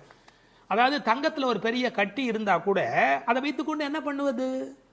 ஆனால் பணிக்கப்பட்ட பொன், வளைக்கப்பட்ட பொன்னாக இருந்தால் அது பல சமயத்தில் ஆபத்துக்கு உதவும். ஒரு மோதிரமாக இருந்தால் அடகு கடையில் வைத்து கூட ஒரு ஆபத்திலேருந்து வெளியில் வரலாம். இறைவன் வைகுந்தத்திலே இருக்கிறான் என்று சொன்னால் கட்டிப்பொன் போலே, ஆனால் பணிப்பொன் போலே அவனுடைய திருநாமம், நாமம் பலவும். இன்னும் கூட நிறைய விளக்கங்கள் சொல்வார்கள். இறைவனுடைய நாமம் இறைவனை விட செல்வாக்கு உடையது என்று. ஒரு வங்கிக்கு போகிறோம், செக்கில் கையெழுத்து போட்டு கொடுத்தா நம்ம கையெழுத்துக்கு தான் அதிக பலம் இருக்குமே ஒழிய நாமே போய் நின்று கொண்டு பணம் கொடுன்னு கேட்டால் கூட கொடுக்கறதுக்கு யோசிப்பா. எப்படி கொடுப்பார்கள்? கையெழுத்துக்கு அவ்வளோ பெரிய சக்தி இருக்கிறது. அதுபோல் நாமும் இறைவனை காட்டிலும் வலிமை உடையது என்று ஒரு குறிப்பு சொல்வார்கள். ஒரு சின்ன வரலாறு. காஞ்சி மகா சுவாமிகள் உடல்நல குறைவு மாதிரி ஜுரத்தில் இருக்கிறார்கள். மருத்துவர் வர சொன்னார்கள். அவர் உடனே மருந்தெல்லாம் கொடுக்க வேண்டி இருக்குமோ என்ற எண்ணத்தில் அவர் வந்தார். உன்னை யார் இப்படிலாம் வர சொன்னா? நீ உட்கார், நான் இப்போ என்னுடைய டெம்பரேச்சர் எடுத்துக்கோ, விஷ்ணு சஹஸ்ரநாமம் சொல்ல போகிறேன், சொல்லி முடிச்சதுக்கப்புறம் டெம்பரேச்சர் எப்படி இருக்கு பார் அப்படின்னு சொல்லிட்டு விஷ்ணு சஹஸ்ரநாமம் சொல்லுவதற்கு முன்பு ஜுரம் இருந்தது. சொல்லி முடித்த பிறகு ஜுரம் இல்லவே இல்லை. உன்னை எதுக்கு தெரியுமா கூப்பிட்டேன், மருந்து கொடுத்து தான் இதை காப்பாற்றணுங்கிறது இல்லை, விஷ்ணு சஹஸ்ரநாமம் சொன்னாலேயே ஜுரம் போயிடும்னு தெரிஞ்சுக்கோ என்று ஒரு செய்தி சொன்னதாக ஒரு வரலாறு உண்டு.